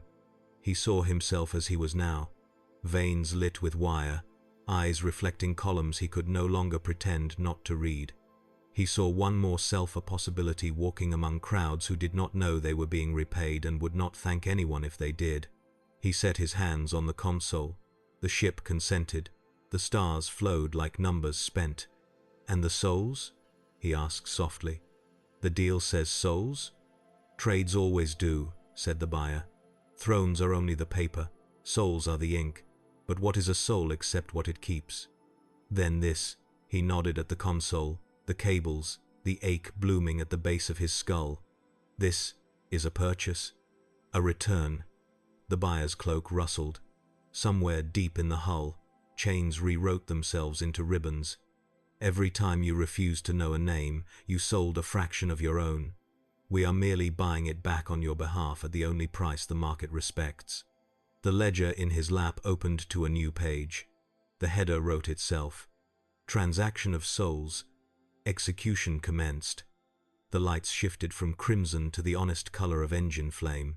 On the viewport, the first vector resolved. A thin line of burn that would bring him to a system he had profited from because it was off the chart and thus cheaper to mislabel. The buyer stepped back. The market wind folded its invoice cloak. The plaque face dimmed until it reflected only stars. Balance, it said, and vanished, leaving the air the way a ledger leaves a room, lighter and heavier, both at once. He was alone with his ship and the list of names no longer willing to be counted by weight. He released the clamps on the throne. The cables withdrew with the intimacy of tools that understood why they were made. He stood, surprisingly steady. His new metal whispered beneath his skin, asking for orders he now understood how to give without lying. Set course, he said. Cinerum first. The ship answered in his voice and the machine spirits braided. Course laid. Payment in progress. He paused. The ledger's page was uncharacteristically shy, the way a child is shy after speaking too much truth. He touched its margin. Another line wrote itself, small and humane. You may still fail. I know, he said. He did. Failure had been his best profit center, but I will fail in the right direction. The bridge's lumen strips brightened, not wasteful, merely sufficient. He took his place at the helm and felt the weight of the names settle across his shoulders like an honest coat. As the freighter turned, the stars bled into vectors. The ship hummed a work song he had never let it sing. A dozen small alarms complained the way old tools complain when asked to be holy one more time. He answered each, not with numbers, but with names. The warp translation bell chimed. He did not pray for a safe crossing. He prayed that the ledger would keep refusing to forget. Just before the void opened, a final entry etched itself at the bottom of the page, a line in a hand that was his and a future's. Next. The price of greed. He smiled without humor and throttled forward. Paid, he said to no one and everyone. Or at least paying. The ship entered the dark, not as a thief, but as a courier overdue. The Mechanicus did not open with a greeting this time. They simply turned the stars off. One moment his ship was threading the void, its engines singing the low hymn of duty. The next, every lumen flickered to nothing. Gravity knelt. The void outside thickened like ink poured over a map. A single voice rose from the static. Not Quirel, not the machine god, not even dark logic, but something colder, precise, stripped of the illusion of mercy. "Trader, you attempt resale of property already transacted." He froze. His pulse answered in binary against the steel in his arms. "I only wanted to return what isn't mine. All matter is accounted for. You are not exempt." He should have cut the transmission, but guilt, like gravity, always draws the weak back down. "Tell me what it takes to clear the account," he said. Silence. Then, "You misunderstand the nature of ownership. You were not the seller. You were the sale." Light flared, sterile, surgical. The void peeled back to reveal a Mechanicus vessel the size of a continent, crawling with manufactoria. Its orbit shimmered with data prayers, each one a blasphemous parody of absolution. Machine redeem machine, logic redeem flesh. They seized his ship with a magnetic chant. No weapon fire, no violence, just the slow, deliberate certainty of debt collecting itself. The docking claw slid through his hull like a finger through water. He didn't resist. The forge was colder than before.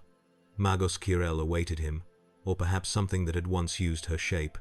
Her face had ossified into metal, and 1,000 thin tubes fed into a cruciform machine that pulsed in rhythm with his own corrupted veins. "Welcome back, merchant," she said. "The ledger completes its circle." He stepped forward, hands raised. "Take it all. Whatever knowledge, whatever infection you left in me, take it back." "We cannot.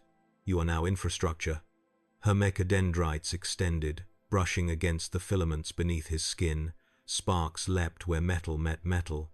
"The system recognizes its own. You are the debt embodied. The equation self-corrects." He gritted his teeth. "I didn't ask to be part of your system. No transaction requires consent once the terms are fulfilled." She gestured toward a cathedral of glass and chrome, rising at the forge's center. Inside, thousands of human silhouettes floated in suspension tanks, veins threaded with the same glowing circuitry that haunted his flesh. These were traders too, profiteers, hoarders of the sacred and the profane. They built their empires upon balance sheets of sin. Now, they serve as conduits honest at last. The tanks hummed. Within each, a faint whisper repeated the same word, "sold." He fell to his knees. "Why show me this?" "Because you still imagine choice. You believe redemption can be purchased like cargo. But greed has no market cap, it only changes owners." Her tone softened, almost motherly. "You want freedom? Then sell the one thing left unsold." He looked up. "What's that?" "Your will." He laughed bitterly. "I already lost it." "No, you've only leased it." She raised one mechanical hand, and his mind filled with cascading symbols, formulas older than the Imperium, equations that weighed morality in volts and measured repentance in megawatts. "Sign, and the machine will forgive," she whispered. He stared at his reflection in her chromium palm, a man made of wire and fear. Somewhere inside him, the ship's machine spirit screamed no in static, but the words came out as, "I accept." The forge changed. Metal screamed as if alive. Sparks turned to screams. The cathedral of tanks burst one by one, spilling their captives' half-living conduits onto the floor. Each reached toward him, mouths full of prayers that sounded like profit margins. The Magos smiled as code streamed from his eyes, his spine, his heart. "Greed is efficient," she said. "It converts even guilt into energy." He fell backward into the light, consumed by data. When he woke, he was no longer on the forge. He was standing in the void, but not empty space. Around him stretched an impossible grid of light, each beam connecting to others in a network that stretched beyond galaxies. He recognized trade routes, psi lanes, warp tides, all mapped as arteries in a single, cosmic organism. At the center burned the same symbol stamped on every contract he'd ever signed. It pulsed like a heart. He realized what he was seeing: the economy of souls. Every prayer, every deal, every offering of coin or blood or faith, it all flowed through this network, feeding the machine that called itself civilization. And he was part of it now. A node. A living, thinking tollgate on the road between belief and damnation. "You wanted profit," said a voice behind him. He turned. The buyer stood there again, now serene, haloed in bureaucratic light. "You wanted more than you needed, and the universe obliged. That is its cruelty.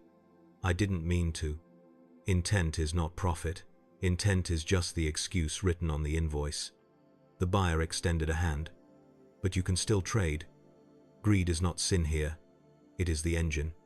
Offer something." The merchant hesitated.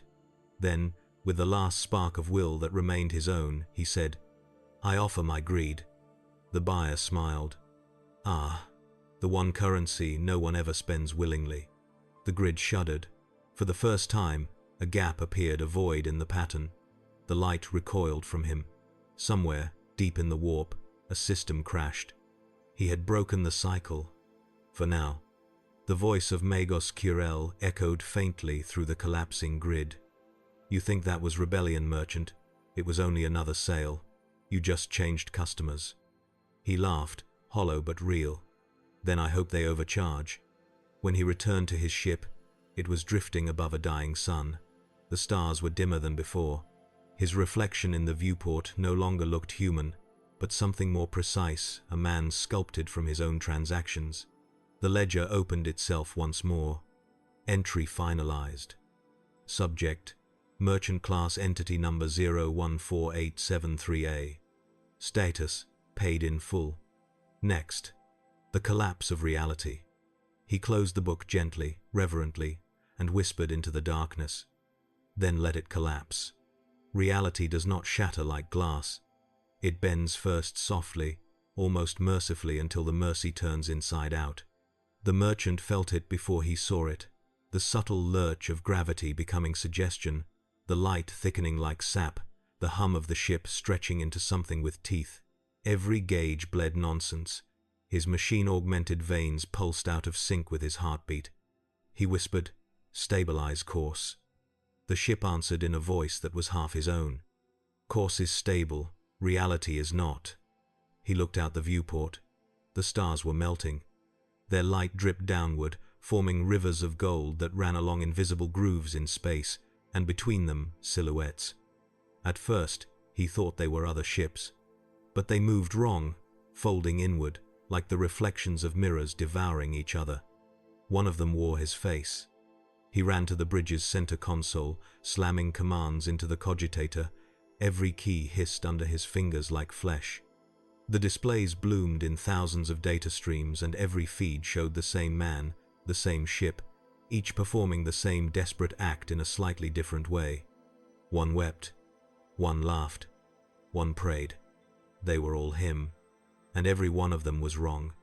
"Observation confirmed," said the ship's machine spirit. "Probability of overlap, increasing toward unity." "What does that mean?" "It means the universe is tired of counting you separately." He stumbled back. The ledger, still chained to his belt, snapped open with the weight of judgment. Pages turned in a frenzy, faster than sight. Each page bore a version of him: the starving beggar, the crowned tyrant, the dying fool. Some sold relics, some sold lies, one sold hope. All were marked the same way in red ink. "Duplicate transaction," he screamed, tearing the ledger free. "Enough. I paid. I was paid." The air thickened. The words hung in place, refusing to dissipate. And then they answered. "Payment confirmed. Refund denied." The ship lurched. Metal screamed as the prow twisted toward nothing. Ahead, a vortex bloomed, not a warp storm, not space, but administration itself, a black spiral of ink and parchment, where whole realities were archived, taxed, and incinerated when accounts failed to balance. Through its edges he saw fragments of himself dying in 1,000 ways.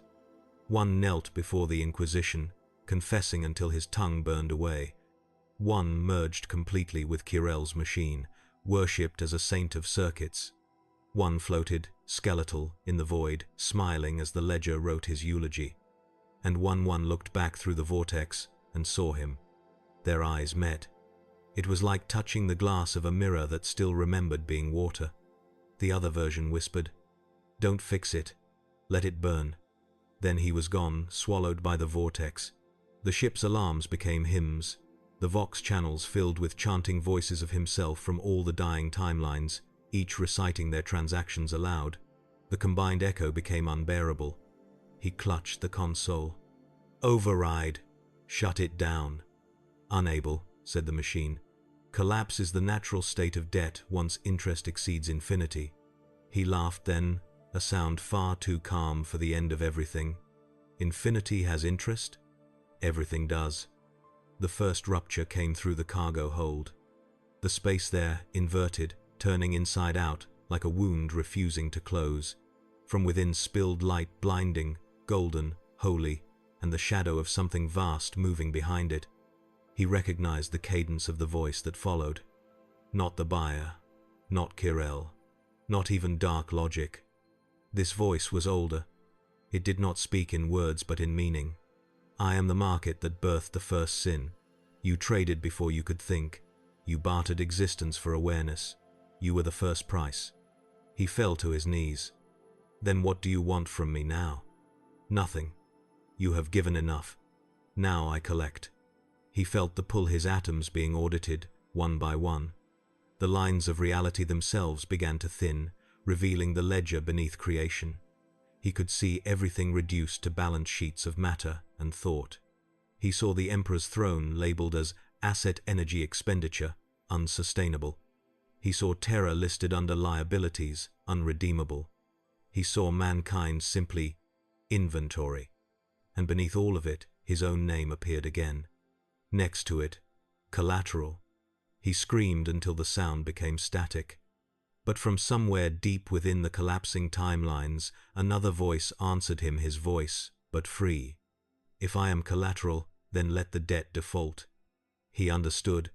The ledger had always required acknowledgement to close. Every transaction demanded a witness. Every debt needed a final figure to bear the loss. He opened the book one last time. The ink bled outward, forming a single, infinite entry that consumed all the others. Final audit. All accounts reconciled through erasure. He pressed his palm to the page. The void screamed. Every version of him across every dying strand of reality did the same. Thousands, millions of merchants reaching, agreeing, uniting for the first time not to sell, but to refuse. The vortex shuddered. The market howled. The entire economy of existence, the divine bureaucracy that fed on faith, fear, and greed, began to collapse under its own arithmetic. Error, the ship whispered. Universe no longer solvent. He smiled. Good. There was a moment, just one, of perfect balance. All debts cleared, all profits null. Every voice went silent. He was nowhere and everywhere, suspended between the ledgers of God and Daemon alike. His body dissolved into concepts: intention, regret, memory. Each was priced at zero. He saw the universe flicker like a dying lumen. Then it folded. When the light returned, he stood on a flat, endless plain made of glass and gold. Above him, the stars had been rewritten into numbers that didn't add up. His reflection stared back, infinite and empty-handed. The ledger lay at his feet, closed. He bent down, touched it, and whispered, "Is it over?" It didn't open. But across its cover, fresh words shimmered for the first time in a voice that wasn't command but compassion.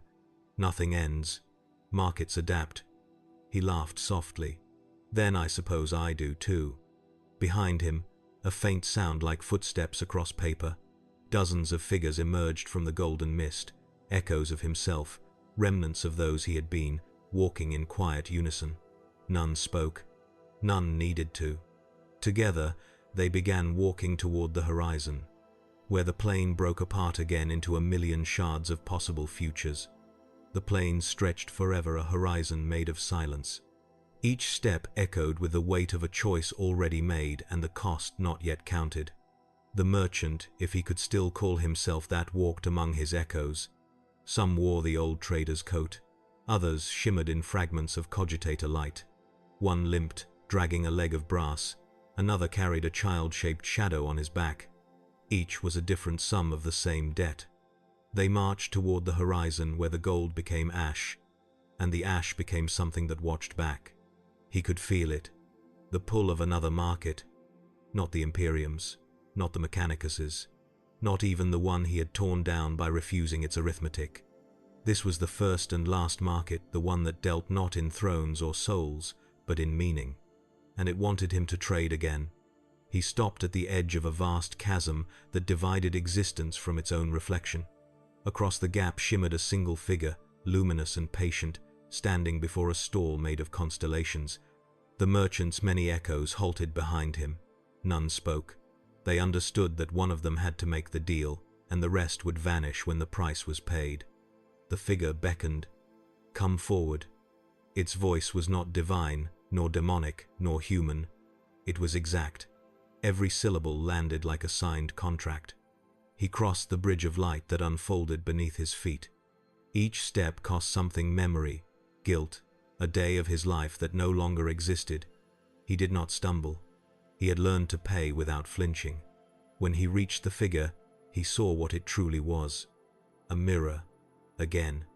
But this time it reflected neither flesh nor machine. It reflected want. "You've broken the ledger," the mirror said. "You've dissolved the currency of sin and profit. Well done." He didn't answer. The silence itself was part of the ritual. "But you've left a hole where value used to be," the mirror continued. "A universe cannot run on nothing. It requires exchange. It requires purpose." He took a slow breath. "Then you want me to rebuild it?" "I want you to price it." The mirror rippled. Around him, the plane began to populate with phantoms. Dying worlds, saints without prayers, daemon princes screaming into bankruptcy. Every creature that had ever bartered with existence appeared in spectral form. All waited for new rates to be set. He could feel their hunger not for food or power, but for context. Without a ledger, nothing meant anything. And he understood, with terrible clarity, why the universe could not tolerate balance. Because balance killed movement. And without movement, there was no story. He lowered his gaze. "If I price it again, I become what I destroyed." The mirror nodded. "Exactly. That's why the offer is perfect. It closes the circle." He almost smiled. "Then it's not a bargain." All bargains pretend not to be. The figures of his echoes stepped forward, encircling him. Each spoke a fragment of his past, their voices braided like rope. Profit is survival. Survival is faith. Faith is transaction. Transaction is sin.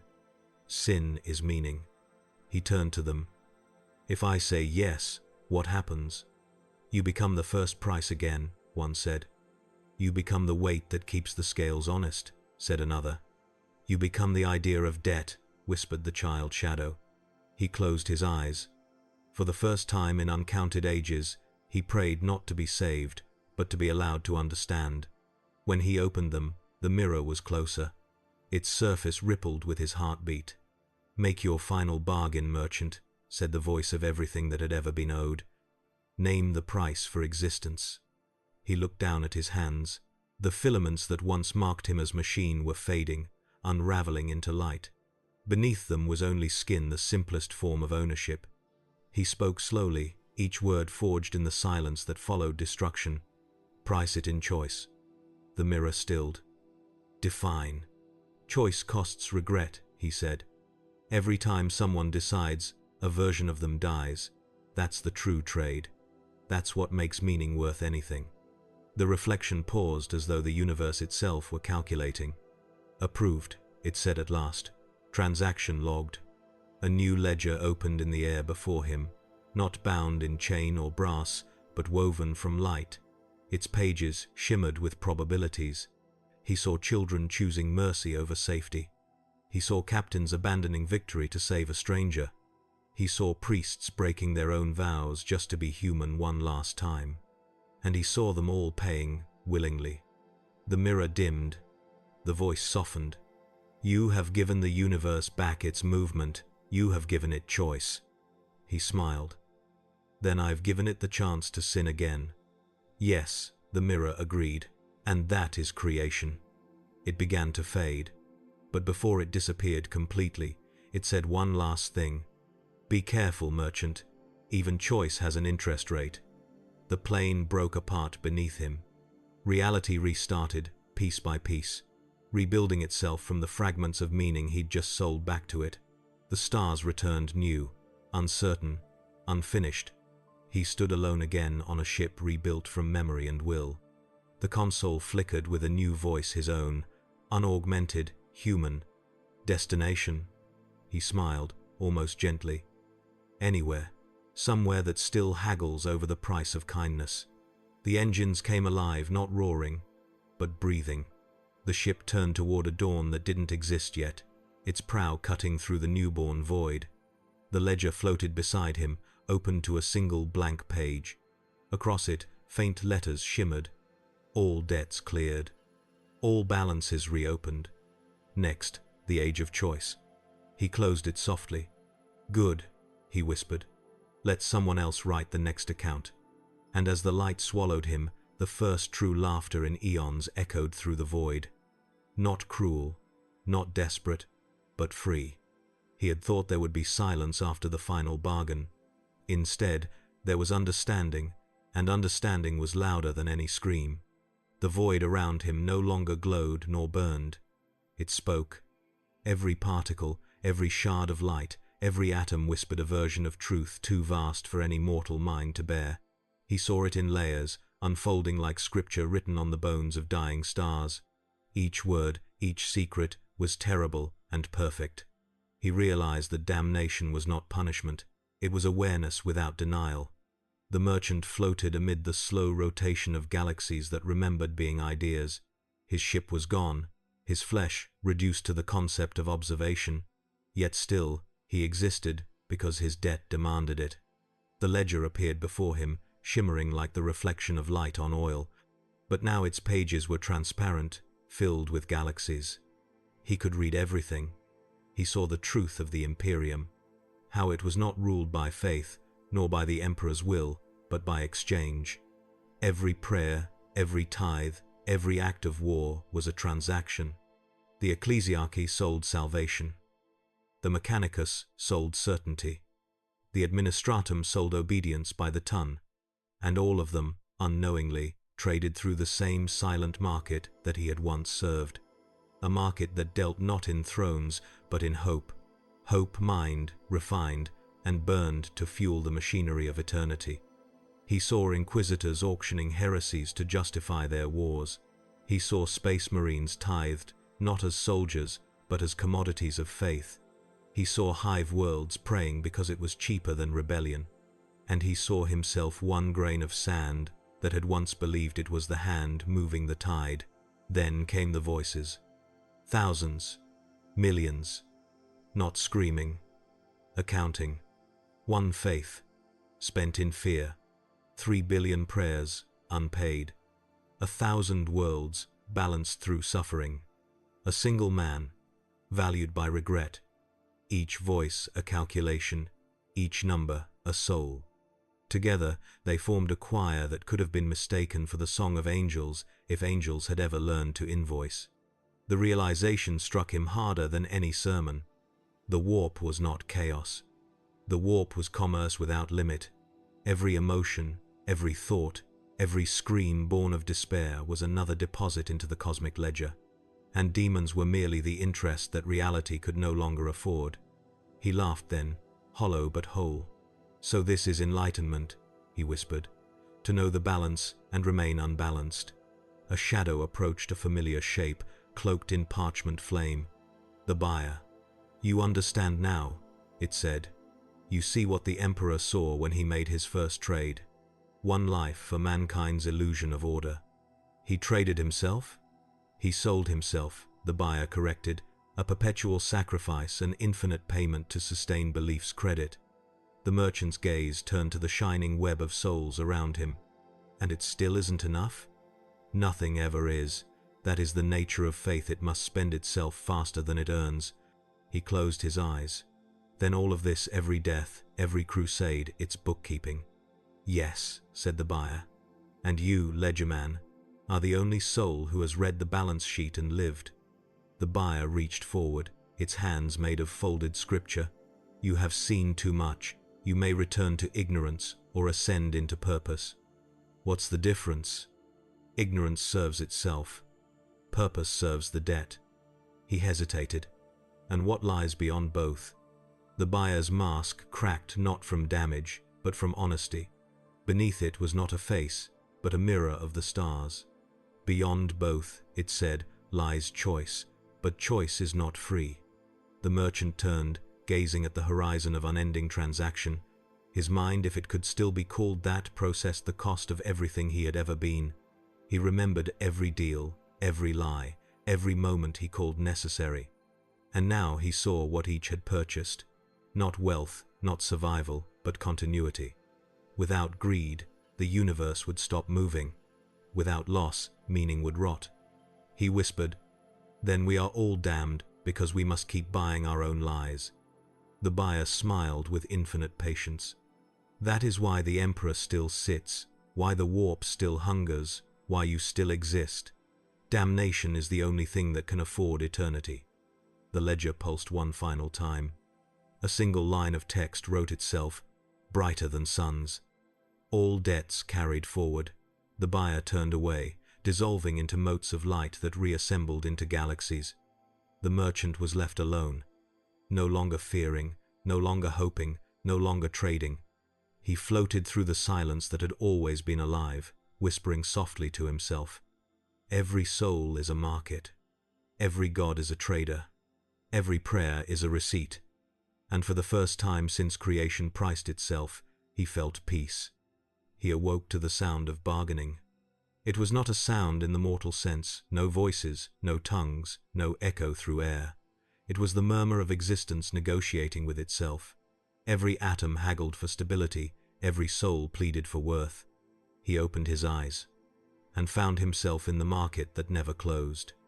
It stretched across eternity, an infinite bazaar suspended within the warp, where reality itself was currency and the concept of value was worship. Vaults the size of continents floated beside stalls run by gods and ghosts. Chains of light linked stars to counters. Suns were being auctioned to entities made of prayer. He stood among them, a lone merchant wrapped in robes of faded gold, clutching a ledger that glowed with every breath of the cosmos. His name was no longer his own. His face was a reflection of everyone who had ever traded hope for survival. He understood, now, that he had never escaped. He had only arrived home. A creature approached him, its form human only because he needed it to be. Its eyes were voids filled with transaction runes. Its smile was carved from signatures. "Welcome, merchant," it said. "Your stall is ready." He looked down. Before him stood a table carved from bone, etched with numbers that moved like veins. Upon it lay scales made of truth, a pen filled with starlight, and a single coin that pulsed like a heart. "What do I sell?" he asked quietly. "What you always have," the creature replied. "Dreams, fear, the desire to be forgiven. And the price? Whatever your buyers can still afford." He sat behind the table. Around him, souls drifted through the bazaar like sparks caught in tide. Imperial citizens, daemons in disguise, broken psychers, even echoes of dead gods. Each came bearing something invisible yet heavy. A woman approached first, a pilgrim in rags, clutching the memory of her dead child. She whispered, "I will give anything to forget." He opened the ledger. The ink bled crimson. Offer accepted. The child's name vanished from her mind. The ledger's glow grew brighter. The price had been paid. A man followed, a space marine stripped of his armor, carrying only the guilt of survival. "I want to believe my brother's deaths meant something." The merchant nodded. "That belief will cost you truth." The marine agreed, and the ledger took another line. On and on it went. Confessors buying silence. Sorcerers purchasing forgiveness they knew would expire. Inquisitors trading damnation for a brief glimpse of purity. Each bargain fed the market, each deal deepened the hymn of endless commerce. He no longer judged. He merely tallied. Because judgment was the market. As centuries folded into minutes, he began to notice that the other merchants, if they could be called, that were like mirrors of himself. Each presided over their own stall, their ledgers reflecting different realities. One dealt in memories, selling happiness in exchange for ignorance. One traded bodies for identities. One sold entire timelines, rewriting history one remorse at a time. Together, they formed the backbone of the warp's greatest machine, the eternal market. And through it, the Imperium's faith kept turning unknowingly, paying interest to eternity. He looked up at the vaults above, where banners of light displayed current exchange rates. One soul equals one act of mercy unperformed. One prayer equals one war extended. One emperor equals infinite belief owed. He wanted to look away, but the market would not let him. Because the market was alive. It spoke to him in numbers. Everything must be priced. Even peace. One day, or what passed for one, he heard a voice behind him. Soft, human, impossible. You could leave, you know. He turned. It was the buyer, though diminished, its parchment cloak reduced to ashes. You told me I belonged here, the merchant said. You do. But belonging is also a transaction. The buyer gestured toward the horizon, where light twisted into something resembling dawn. There is still one debt unpaid, the debt you owe yourself. He frowned. I have nothing left to give. Then sell your stall. The suggestion struck him like heresy. If I do, the balance collapses. Yes, said the buyer. That's why it would be beautiful. He looked at his table, his tools, his scales, his ledger. Every line of it was the story of creation maintaining its lie of order. He whispered, what happens if I sell the market? Someone must always be willing to buy, the buyer said. He considered that. Then, slowly, he lifted the ledger. The ink glowed red once more. Final sale. The eternal market. Buyer. The void. The air trembled. The hymns faltered. The stalls flickered out, one by one, like candles finally admitting the dark had won. The merchant felt the weight of infinity closing. The void rose to claim its purchase. He looked back at the buyer. Was this your plan? The buyer smiled faintly. No, but every sale writes its own prophecy. As the market collapsed, the voices of the damned turned to song, not of pain, but of release. Every soul he had ever priced now glowed free, their light scattering across the warp like currency refunded at last. He smiled through tears that no longer existed. At last, he said, no more debt. Darkness swept over him. But it was not oblivion. It was peace. The ledger final, eternal, closed itself. A single line burned across its cover in gold. Value transcends price. The trade is done.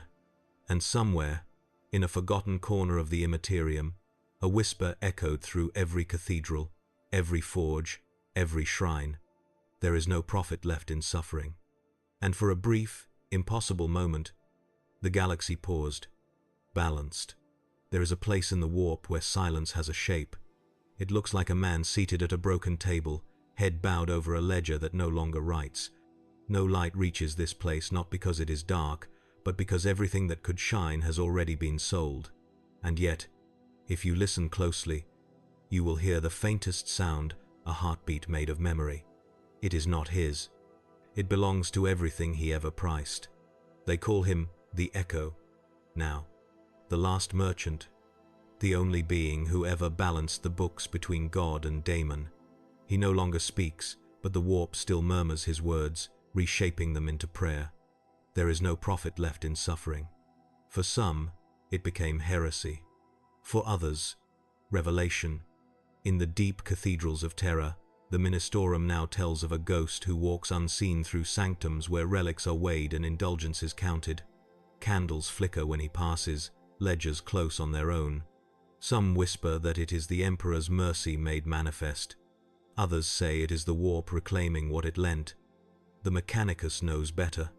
Their cogitators record an anomaly, an algorithm that appears during final audits of dying forge worlds. It erases every numeric identifier tied to guilt or debt, replacing each with a single glyph. Null, paid. The Inquisition denies this. But their archives tell another story of an inquisitor who, in her last breath, saw a figure made of light standing beside her, whispering, Your price was fair. The galaxy moves on, as it always does. Wars rage, thrones burn, souls are tithed and spent. But something fundamental has changed. Hope no longer sells as dearly as before. Fear, once an infinite currency, now wanes. And faith has become unstable. It no longer accrues interest. The gods feel it. The daemons of the warp howl at a silence they cannot quantify. Even the emperor, entombed upon his golden throne, stirs ever so slightly, as if hearing a sound that does not belong to time.